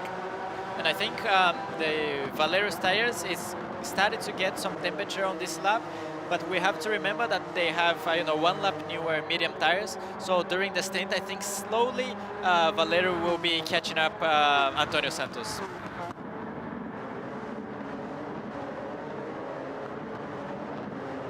So Gallo has fallen back a little bit. He's fallen back a second behind Santos. Yeah, but it must be because of the undercut that they've been able to make, because instead of 2 laps, they already switched to the medium tires, and the medium tires are like a little bit more than 1 second quicker compared to the hard tires. So Valero is still in a very good position to fight, and he have, as I said, 1 lap newer tire compared to those older cars. Look at just behind him. He's got Drummond, Hensei, and Serrano, just who are like very close behind. Yeah. He cannot make one mistake. So what's going to happen with Santos and Gallo? Can Gallo close the gap? Coming up to your favorite corner. The banked hairpin, there we go. They're basically able to go through there very quickly. Yeah, and the thing is, Valero is, I think, is putting a really good good pace. Everyone is chasing very closely, but nobody can kind of challenge each one because everyone is on the slipstream train. So you cannot get the slingshot because the car in the front also has a slipstream. Oh, okay. So everyone is very close to each other, but they cannot, you know, get enough momentum to try an overtake. I noticed that Gallo has got his time under 1 second to Santos. No, it just creeped over 1 second again. Oh, what happened with the Kilian? Maybe he did some mistake. Kilian. No, Benjamin Hensei have done an overtake, a great overtake, but yes. outside on the turn 1. Wow. So Aluni, who is the only one on softs, he doesn't seem to be able to utilize the speed of the S's. Yeah, I mean, soft tires. Everyone is on the slipstream train. It's very difficult to make the overtake. So yeah, he's losing a lot of time there. He wants to use more of the potential of the soft tire, but he's been stuck there on traffic. Where do you feel the potential of soft tires more? Cornering, braking, or accelerating out of a corner? Where do you get the most benefit from soft tires? I think especially the difference from medium to soft, rather than like really braking or acceleration, it's cornering speed. You can corner speed just a little bit quicker or on the track. And Kilian Drummond has a half-second penalty there. Oh, yes. It's going to cost him a lot of time there because he will drop a couple of positions because everyone is so close to each other. Yeah. So where will they do? They'll do that around the middle of the track, right? Yes, yes. They'll slow him down automatically.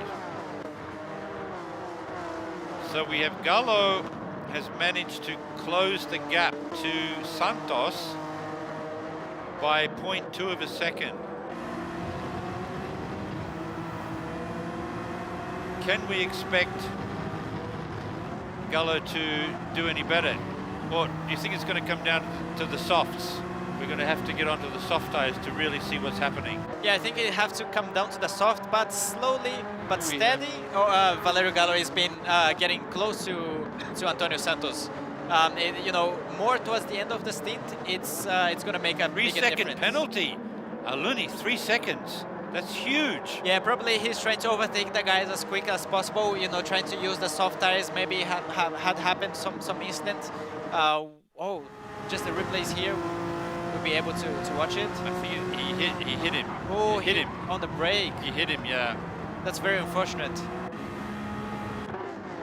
And with that also, Labutli fall down quite behind. He has been showing some good races until here. It's a shame. We have 3 penalties now. Drummond, Aluni, and Labutli. I mean, it's very difficult because everyone is so close to each other. Now I think Killian most likely would lose 2 positions here because of the penalty, and Aluni have a 3 seconds penalty. He'll go to the back of the field, yeah. Now Francesco tries to look on the inside. That puts Jose Serrano up into 4th. And Francesco also did being able to get by Killian Drummond. But Santos in the lead. Gallo is not able to close the gap. Yeah, I mean, it's been able to stay there most part of the time. Valerio knows also that he is in a good position, and it's keeping the distance. But as I said, in 1 or 2 laps, maybe it will start to close down the gap, because when the stint began, it was more around 1.2 seconds. So during like I don't know, the 5 or 4 laps in the race, he's being able to close a few tenths of the seconds. So, given the tire strategy we're seeing, we can expect to see some very exciting racing at the end when they all change to soft tires. Do you think they'll do a bit of a splash and dash as well? Yeah, I think so. Yeah. It's not gonna have enough fuel for the end.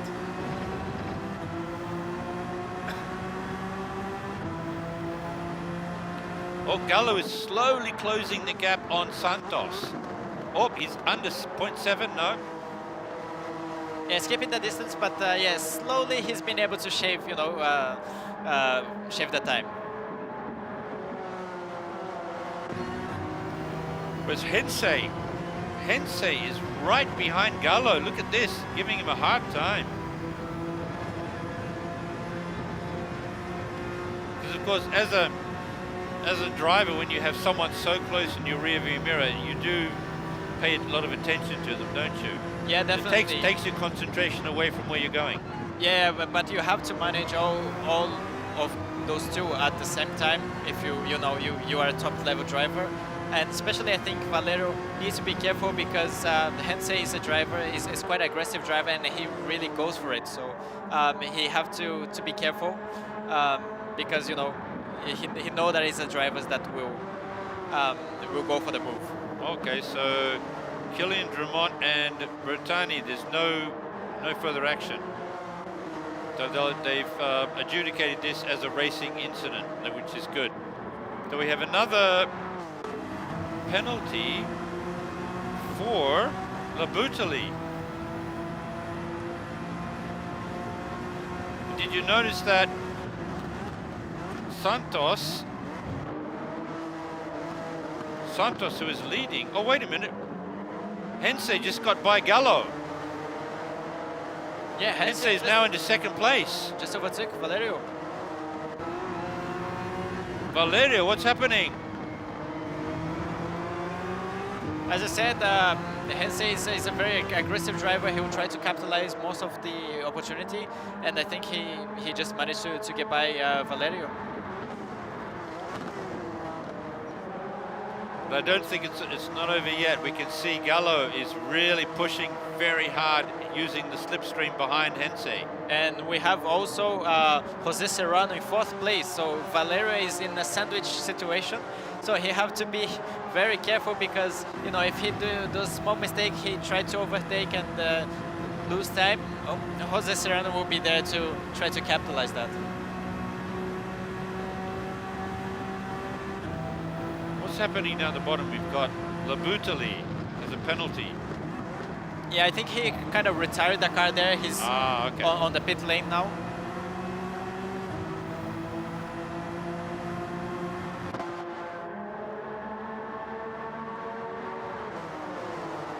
But it was the two French drivers who pitted too early, wasn't it? Yeah, so it was, I think, was Kilian and Antonio Santos. Santos. So, but Santos is leading the race right now. Yep. So depending on what the stewards think, Santos could be pushed right back or disqualified. Yeah. Because we haven't heard anything from the stewards regarding that early pit. Or maybe they have like automatic system that you know, applies the penalty if you don't comply with the tire requirements. So wait a minute, Hensei. So Hensei is now on the Hensei's lead because in the lead. Antonio Santos have pitted for the soft tires. He will do a splash and go and then go all the way to the end of the race now. okay, so we're on the 9th lap. And then I think on the Hensei- on the next lap, all the top three drivers is gonna head to the pits and then switch to the soft tires. So if Hensei in the lead with Gallo right behind him. Jose Serrano in 3rd and Santos in 4th.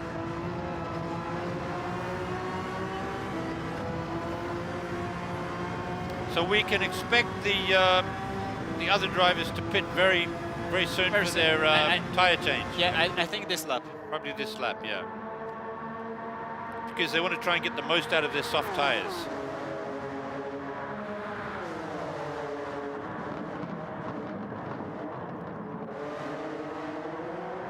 So what sort of times do we have? Here we go. Oh wow, look at that. Gallo is very close to Hensei, all over him. And then Jose Serrano is all over Gallo. As you say, Gallo's in a sandwich. This is real racing. Look at this.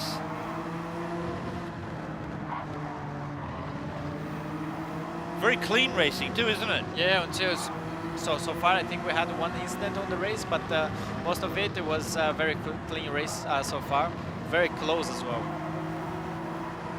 Yeah, they're all heading to the pits now on this lap. Here we go. All the team mechanics are ready to change the tires. Bit of refueling. Only a couple of litres. I wouldn't think many litres. What, 6, 4, 5 litres? Yeah, I'm almost 10, I think. Almost 10. Okay. Oh, there we go. 13, 14 litres. Okay. Yeah, I think 8 liters of refueling. But then, you know, 5 liters per second. So if you can save 1 or 2 liters, you know, you can maybe gain position during the pit stop. So it's okay. Here we are. After the second pit stop, we have on the 10th lap we have Santos in the lead, followed by Hensei, Jose Serrano, and Gallo. Yeah, and Jose, because of the refueling time, I think he was able to get by Valerio Gallo. I see. But Santos is 1.7 seconds ahead of Hensei. How did that happen, I wonder? Nearly 2 seconds. It's a 2-second gap to the lead. Yeah, I mean, he did an undercut. He just put fresher tires, better tires, 1 lap before everyone. So it's you know, it's normal to see that he put the gap, but then he will have more tire wear on the end of the race. Aha.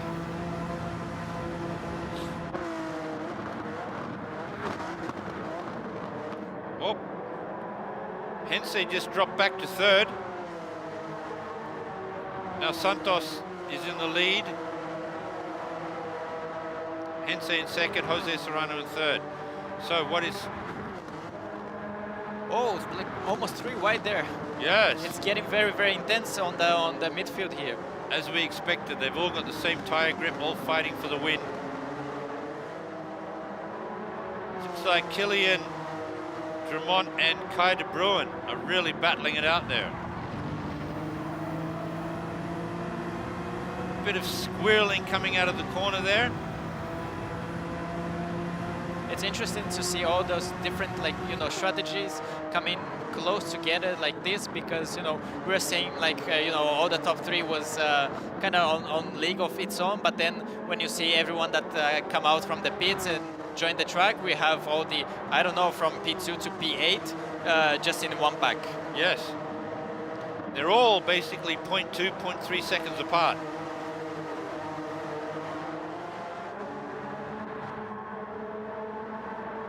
So we have Santos in the lead, followed by Hensei, then Jose Serrano and Gallo.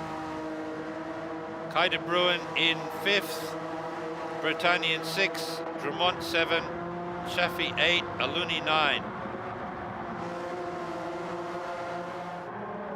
Well, Santos seems to be pulling away from Hensei. Look at this, 2.3 seconds. Yeah, I think they're fighting quite a lot. They all know that everyone is in the pack and they want to get in the best position as possible. So they kind of starting to fight quite heavily. 2, 3, and 4 are fighting very heavily, so that's why they're not able to catch Santos. Well, look how close 2, 3, and 4 are.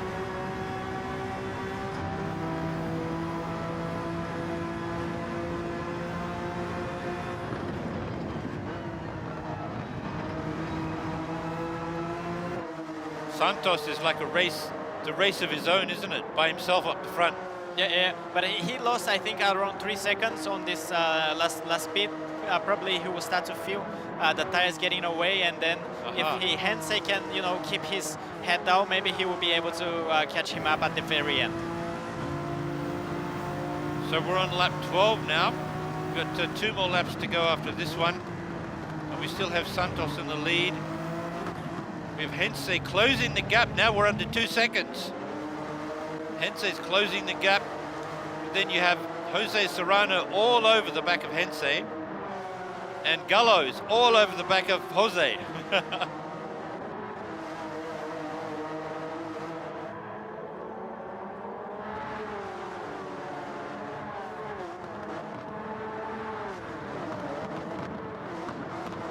So with these tires, we have 4 times the wear. So we're looking at what, almost 12 laps equivalent now already that the soft tires have done. Yes. 4 times. Yep. So especially at the end of the race, like lap 13 and 14, even with the soft tires, it's going to slide quite a lot. And Kylian Drummond now with the track limit penalty, half a second penalty again. Yeah. Unfortunately, probably he will be losing one position to Kai de Bruin. And now Jose is taking P2. Wow, from Hensei. Yeah. Great job. Now can Jose Serrano close the gap to Santos? It's down to 1.7 seconds. We've got 2 laps to go. Yeah, but they are fighting quite hard with each other. But Jose 2, 3, and know, 4. yeah, Jose know that he don't want Hensei in front of him again. It's a very difficult place to be in the middle of the sandwich, because you want to attack the car in the front and then there's the car in the back, applying some pressure. So he just wants to keep his head clean. Yeah. And for sure he knows that he has some pace. He's one of the fastest drivers right now in the Gran Turismo, and he just wants to be fast. So Kylian Drummond has another penalty. What could that be? It didn't look like a track limits penalty. It looked like something else, maybe tapping another car. No, half a second. It's a. It was a limit. track limit. Yes. Okay.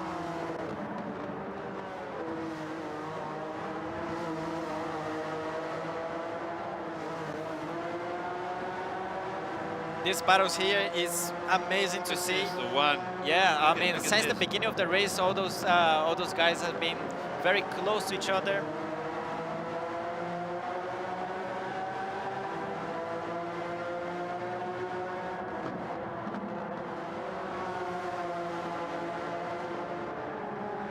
Well, at least Serrano has closed the gap to Santos.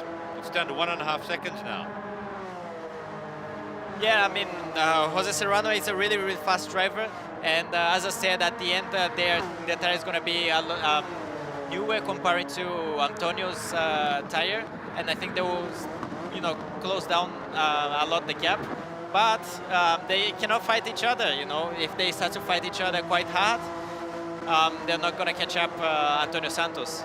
So they basically just need to keep following Serrano then. Yeah.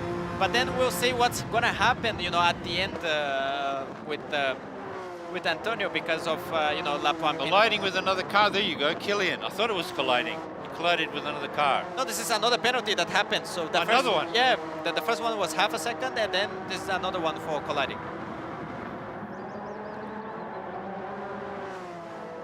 Oh, now Valerio. Track limits? No. No, Valerio now overtook Benjamin. Oh, good heavens.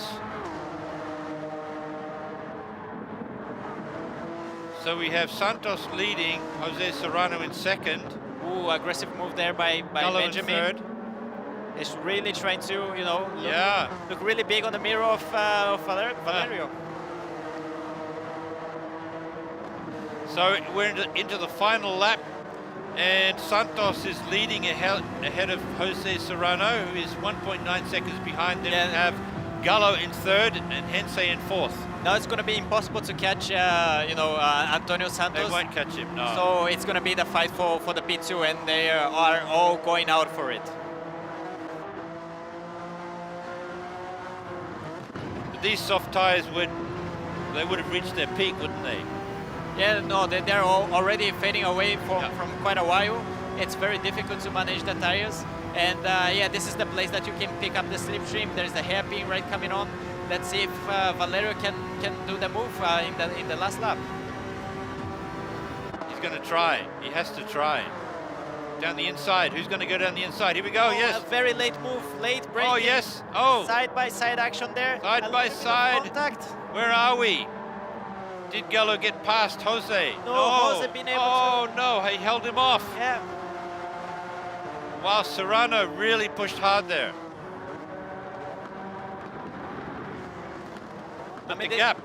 Yeah, the gap is very close. Even the last corner here, Hensei on the outside of Valerio. Just not quite enough. So Santos is going to get, even though Jose Serrano is closing the gap to Santos, Santos will go on to win the race. And then There we go, Santos wins. Serrano in second, Gallo in third, Hensei in fourth, and Bertani in fifth.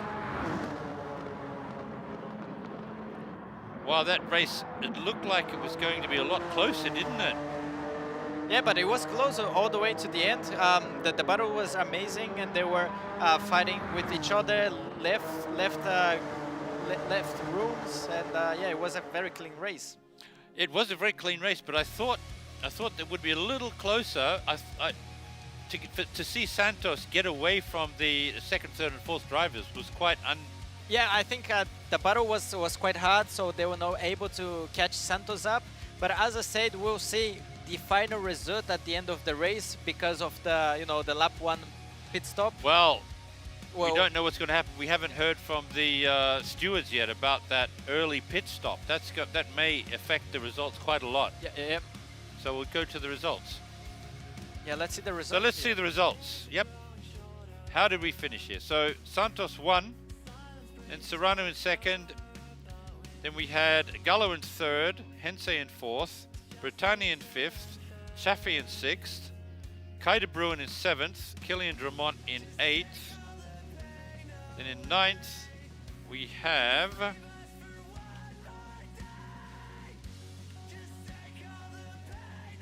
Aluni and then Labutali in 10th. Okay, but Labutali, of course, had to pull out of the race. So, we have Santos winning the race, but how did we go with the stewards? Talking about the early pit that we saw in the first lap of the race. Well, I'm not sure, to be honest, but we saw on the rules here it was saying you have to use 2 compounds of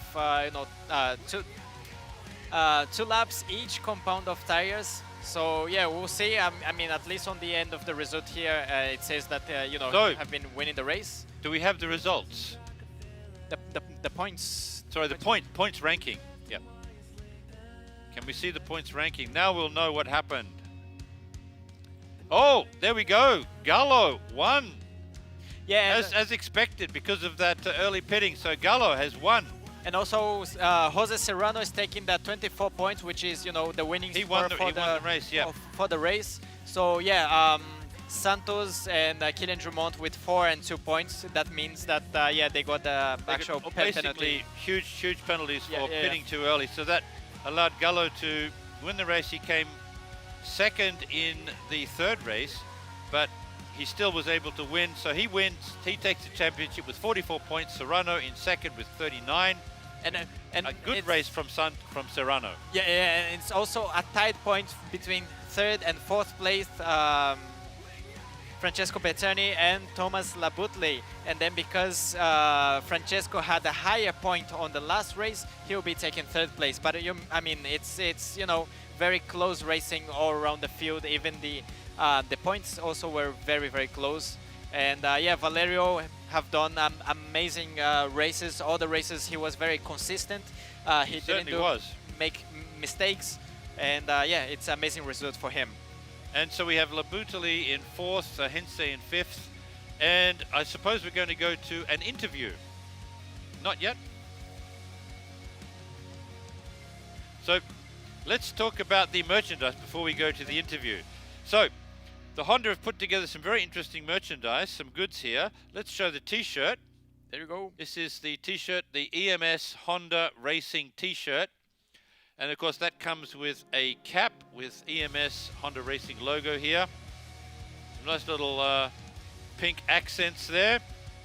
So you've got the pink, white and black hard case here. You have the figure as well with the Honda Racing logos and Honda EMS livery right there. And of course the highlight, we have to go to the highlight of these goods. This is the little trophy, mini trophy that every qualifier will get. You get your position here, your time and your name on the trophy, mini trophy, and you also can get a car to go with it with the same livery as your race car. Yeah, that it was you know, on the online time trial. So basically for a month all the drivers were driving that exact car in the game to try to qualify for here. But apparently this is about 5,500 yen in Japan, which is about $35–40. But you won't be able to get these products yet for a little bit longer. So if you can order this, but the other goods only available in Japan for the time being. So probably in the very near future you can buy them. So look out for that. Okay, so now let's go to the sim racing again, Sim 01. Let's talk about that again. So this Sim 01, an eMS simulator built from the real training formula machine that was actually used at the Suzuka Circuit Racing School, now known as Honda Racing School Suzuka, which has produced racing drivers of the caliber of double Indy 500 winner Takuma Sato, Formula One driver Yuki Tsunoda, and Ayumu Iwasa, Japanese driver. The Sim 01 is available for rental or purchase, and I'm being told it's around 10 million yen, which is around $70,000. And they only have 10. It's a limited edition of 10 because they actually use parts of a race car. Yeah, the monocoque is actually was used in this Honda Racing School Formula cars, and all those drivers, talented drivers coming from the karting, you know, drove these cars, did the Honda Racing School, and then, you know, become you know, Formula One drivers, IndyCar champions. So there's a lot of history in the so monocoque. What we're basically saying with these simulators is it uses Gran Turismo software, of course, but this is what the sim racing is all about. You drive in the virtual world and you can move across to the real world, which is what you've shown in your racing, winning the last race of the year at Suzuka Circuit. Okay, so let's go to the interview of the second place winner, who is Daniel Aluni.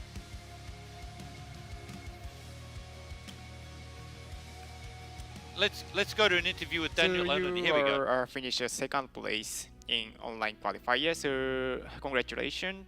And let me ask a few questions about your qualifier performance. So firstly, looking back on the online qualifier, so how do you feel about your performance? Is that fun? I think pretty good. I actually finished in second place, and it was a very tough battle with the Suzuki because the time for trial was a month. Was a month long, and I managed to be at the same level as the guys as Suzuki and Valerio, and that's really amazing to me. I tried until the end to beat the Suzuki, and I actually was so close that at the end I got the second place, but it's a good result. Yeah, thank you. Yeah, Suzuki is the first place online qualifier. Yeah, he is so fast. So, and let me ask one more thing. Is there any section or moments that you find particularly difficult in qualifier and in the circuits? You're asking me if there was. Can you repeat the question? Yeah, so is there any like especially difficult point and difficult section in the circuit and the car and circuit combination in online qualifier? I think there are, yeah. I think there are a lot of tricky sections in the circuit. It was a combo where everyone was so fast and so tight. They were so close together, but I think you could make the time, especially in the last corner of the track, and then in the sector 2, I think, no, sector 3 actually, in the right-hander, fast right-hander. There, if you really commit to the curve, you can gain a bit of time, and that's where I was I think most good at, and yeah, I think sector 3 and the last corner was really important to nail. Yeah, thank you so much. And so, if you remember, so how much time did you spend for practicing the HRC eMS? I actually spent a whole month practicing. I think I practiced pretty much every day for at least 2 hours a day. So a lot of hours. Wow, so a lot. Yeah, thank you for joining. So yeah, so that's all for your interview. So we hope to see you again in the future Honda Racing events and tournaments. So yeah, thank you very much for joining, and thank you very much for your time. Thank you a lot. I hope to be there next year. Yeah. And doing better. Yeah, thank you. He wants to be here next year to do better. He did very well this year, getting second place, second fastest time in the online qualifier out of 225,000 drivers. Exactly. That's pretty good. Yeah, and they were all fighting for a few hundred of the second. Yep. I mean, and the Europe region, P1 to P10 was separated by, less than two tenths of a second. So it's been like really close, and you have to keep trying, especially being able to do that for 1 month. And then he said like 2 hours every day. I mean, it has to be a next level, like, dedication. And all these drivers have, they have their own goal, and they try to improve. So the level of the competition is like rising each year. Each year, yeah, for sure. And now we have the Valerio Gallo, who came third place in the online qualifier. He just won the tournament, of course, but let's go to his interview. Gallo, third place online qualifier. Valerio Gallo. So firstly, looking back the online qualifier, how do you feel about your performance? I feel great. I feel I'm still there. At first, I was looking at the times, and especially also the effort put from everyone, and especially I will say Suzuki-san, because he was of course the world record holder for the time trial. He gave so much effort there, and of course shout out to him as well, to also my teammate alumni Daniele, that he also came in front of him by a few thousands. So it was a very close challenge, and yeah, of course the combo was very fought until the very last minutes. But I can say, I was also happy that I was able to improve on the last days, because that also helped me for the also for the start of this championship, of this final today. And yeah, so it was it was important it was crucial to make a lap time in the very first place, in the very first time trial.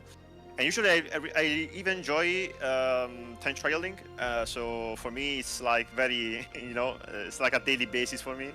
But at the same time, still congrats to Suzuki-san for the lap time, because it was insane, and also to once again to my teammate. Yeah, thank you. So, and do you have any specific section or moments or points in the online qualifier, like the circuit and the cars? Well, let's say it was mostly about trying to discover, for example, about the gearing, or also the driving lines, because maybe there could be some little shortcut you can do, because it's still like within the track limits. And so we were trying to discover, especially from the fastest guys. I mean, also myself, I was trying to discover myself. I was trying to try everything on the track. That's what we try to do when we approach a track, to learn it, to know the limits of it, and to also adapt to it, because we have to be consistent with lap times. You have to keep the rhythm up, because once you lose the rhythm, the concentration, especially on a lap, on a single lap, where you have to give it like the 120%, in that case, you have to be really on it, and we have to sometimes restart many times for the slightest of mistakes. So yeah, that's like the main challenge for us, especially in these situations.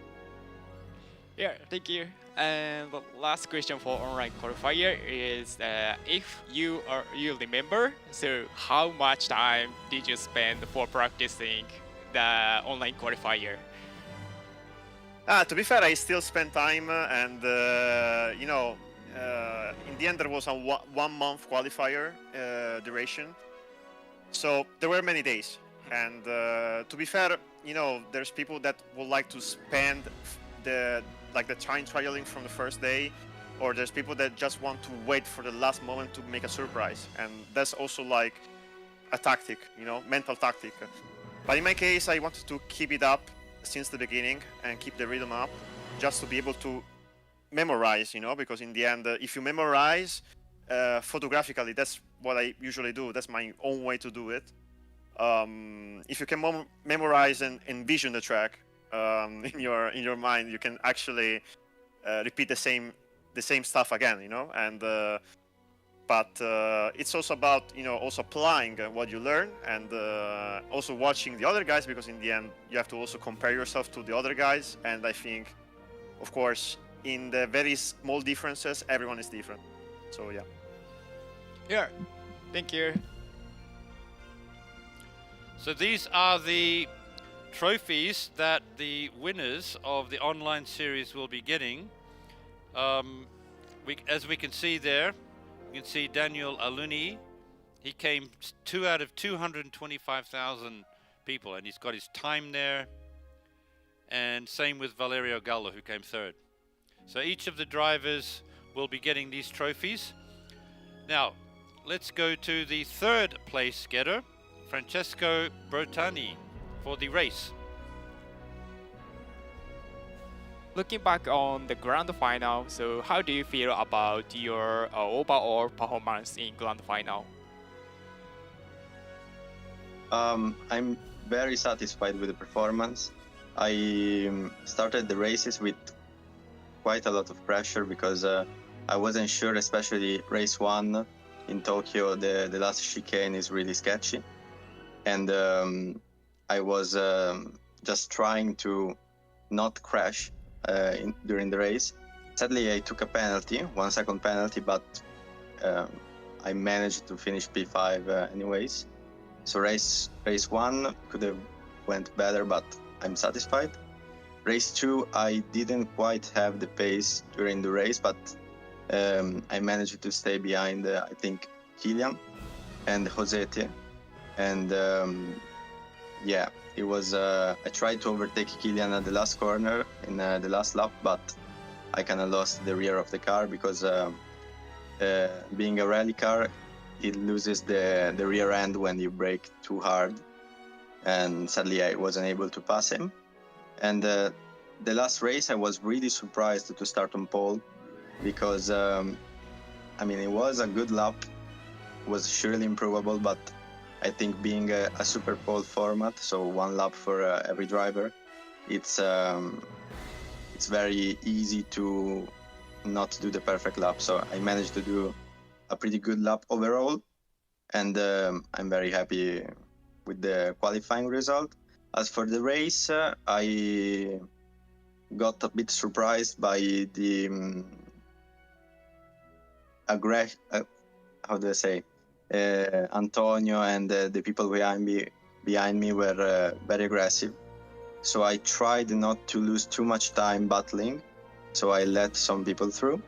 Then second stint, I started to lose a bit of time and lose the slipstream on the top 3 group, which was Valerio, Joseta, and Zauti. And yeah, but overall, I'm very satisfied with the result. So I managed to finish P3 with not even 1 podium in all 3 of the races. So it's good. Yeah, thank you. And one more question. So, what kind of strategy did you prepare for the grand final, like each races? Okay, so all 3 of the races or just the race 3? Or all races. Okay, so for race 1, I went into the race with a conservative mindset. I knew that it was a sketchy combo, and I didn't have to push too much, push too hard. I had to wait for the right moments and not battle too much or lose places, because I was starting P4, so it was already a good place, and I knew that going in race 2, a top 5 start would have been great.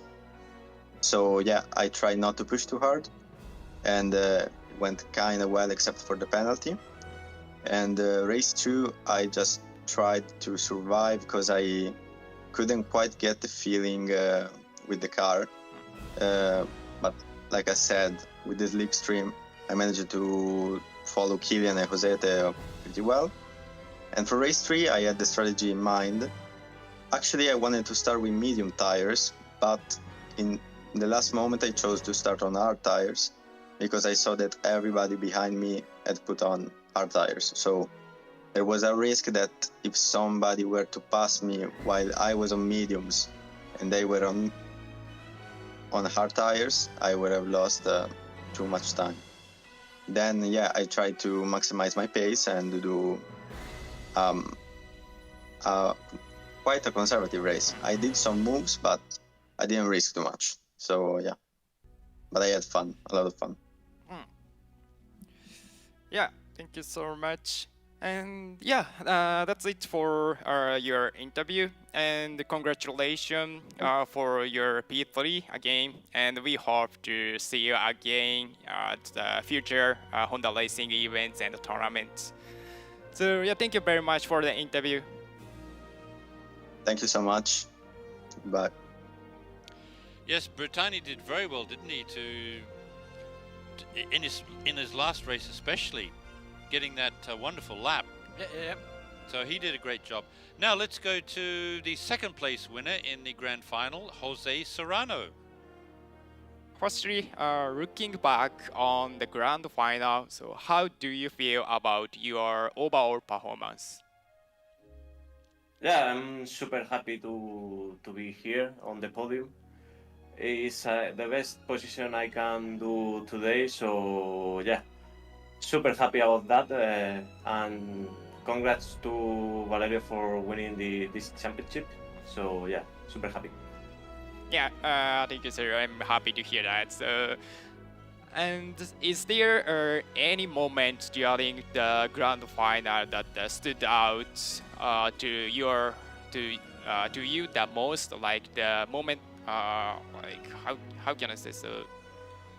Like the key points and the key moments in the grand final. Yeah, the key point is was the battle with Valerio and Sensei. It was a super great battle with them. I enjoyed it a lot. So yeah, I pushed as much as I could, and I tried to move on P1 and defend like a lion. So yeah, super happy about that. Yeah, thank you. And one more question to you. So, what kind of strategy did you prepare for each race in grand final? I practice on lobby those days, and I saw sorry on the tower is super high, so I try to save the tires a lot and pays off. So yeah, super happy. Yeah, thank you. Thank you. So yeah, that's it for your interview then. So we are looking forward to seeing you again at the future Honda racing events and the tournaments. Yeah, I thank you very much for interview. Thank you. So Serrano has done very well, very quickly, hasn't he? Yeah, Come especially a long way. Yeah, especially on the last race. I think you know, since I think he had some difficulty there on the qualifying, but on the race he came back, and then he made a great race. I think he was very efficient the way he yeah. drove, yeah, and his tire choice seemed pretty good too. Yeah, I think everyone was very close to each other in terms of tire choice, but he was able to stay behind the you know, the car in front using the slipstream, and then manage the tire from onwards, and then at the very end he, I think, was one of the fastest, and then he made most out of it. And I'm sure we'll see a lot of him in the near future. So let's go to the winner of the grand final, Valerio Gallo. Yeah, and now we are joined by champion of the grand final, Valerio Gallo. So congratulations on your incredible victory. So I'd like ask you a few questions about today's performance. So looking back on the grand final, so how do you feel about your overall performance? Well, first of all, I wanna say thank you, because this has been my main target, my dream to win the Honda Championship, because as fellow and long, Honda driver also for GT World Series, this is finally been achieved, and so yeah, thank you first of all for the hosting. And secondly, regarding today and the races, especially grand final races, of course. I knew that in the end I had some tough competition, even from the qualifying. Despite I wasn't able to make the fastest lap in the end, but I still kept the head strong and tried to be there and to also play it out once again smartly. Even though, of course, it was a very fierce fight from behind, and there were people trying to overtake. And also special mention to Jose, because in the end he was able to make a huge comeback from the last positions, and he also came P2 in the end. And everyone was so so tough today. And I know these people, I race with them, and I feel like they've always been the best, and they show once again to be the best. And also having won today in these conditions makes me feel even better. I also wanted to win the last race, but it was very close, and it was anyone's game. And I still think that a lot of people deserved it today, but at the same time, yeah, I'm so happy. I cannot describe it what happened today, and but yeah, it happened. Yeah, thank you, thank you. So we know you are a big fan for Honda racing. So, Yeah. and another question is what kind of strategy did you prepare for each race? Well, I actually noticed, I had a bit of confusion at the beginning because I knew what strategy to put, like to apply, but then I had to make a last change, like a last minute change, like right before the race, because I noticed that the people who were on hard tires could actually follow a bit and take advantage of the slipstream, compared to the guys on the mediums. So running away with mediums was actually difficult. That's why I made the last call, and thankfully, because I believe that, there was also a lot of fast people behind me, like Killian, that he was in P4 right behind me, and yeah, also the other guys following. So I had to make a last call there, and thankfully, because otherwise I would have been probably a bit disadvantaged in that case. But let's say it was a one-way strategy for everyone, and let's say the duration of tires, the management was all the same. Also regarding fuel, you had to be careful, because in the end you had to push the car a lot in terms of like pushing the engine of the car, and saving fuel was not like very efficient. Like it was not that helpful. So in the end we had to just go flat out. But I also noticed that I had a few liters less in the refueling part, but still, I was still able to make it, and I was still able to defend myself, to defend the podium position, and then of course the P2. I was also surprised what happened to Kai and Antonio. I didn't expect that, so we were also lucky there. But yeah, that was pretty much it for like the race plan. So yeah. Yeah, thank you so much, and thank you for interview so many times today. So yeah, thankfully.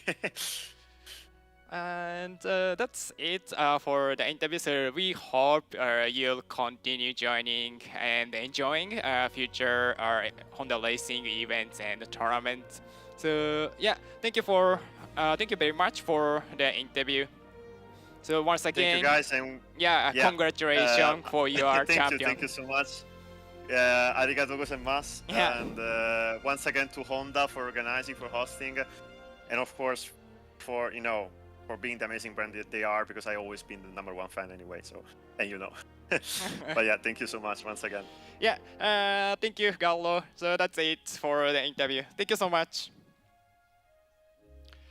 So he was basically saying the same things as you were saying about hard and medium tires, that he thought he could pull away and stay up or stay in touch with the guys ahead of them, but he found it more difficult. We see also some driver with the soft tire that was not able to overtake the guys from the medium tires. So I think it was quite tricky decision to make it, but I think in other races he did a very good decision.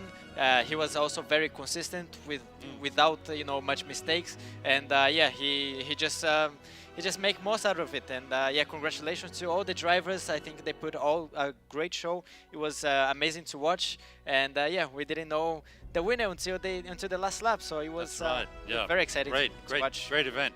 So I'd like to show the trophies now, if I can. Each of our top 3 finishers will receive one of these original commemorative trophies. In addition, as prizes, they will also receive a mini car model.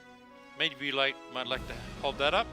Mini car model of the NSX Concept GT eMS 99, as well as HRC eMS original apparel items like the cap and the mini bag that we see here as well.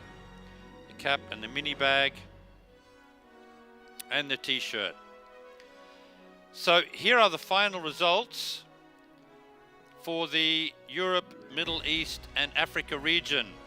All drivers who competed in this event will get an RC eMS original t-shirt. So here we have the winner, Gallo in first, 44 points, Serrano in second, Bertani in third, Labutali in fourth, Hensey in fifth, Chaffee in sixth, De Bruin in seventh, Aluni in eighth, Santos in ninth, and Drummond in 10th.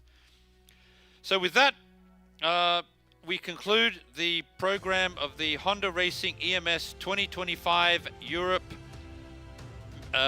Middle East and Africa region Grand Final. Igor, any final words from you? Yeah, I mean, it was a great event. The drivers have put a great show. It was amazing to watch, and I want just to congratulations all the drivers, and also thanks for watching until now. And yeah, hope to see you guys soon, I guess. Exactly. Thank you very much for watching, and we'll see you again very soon. Bye.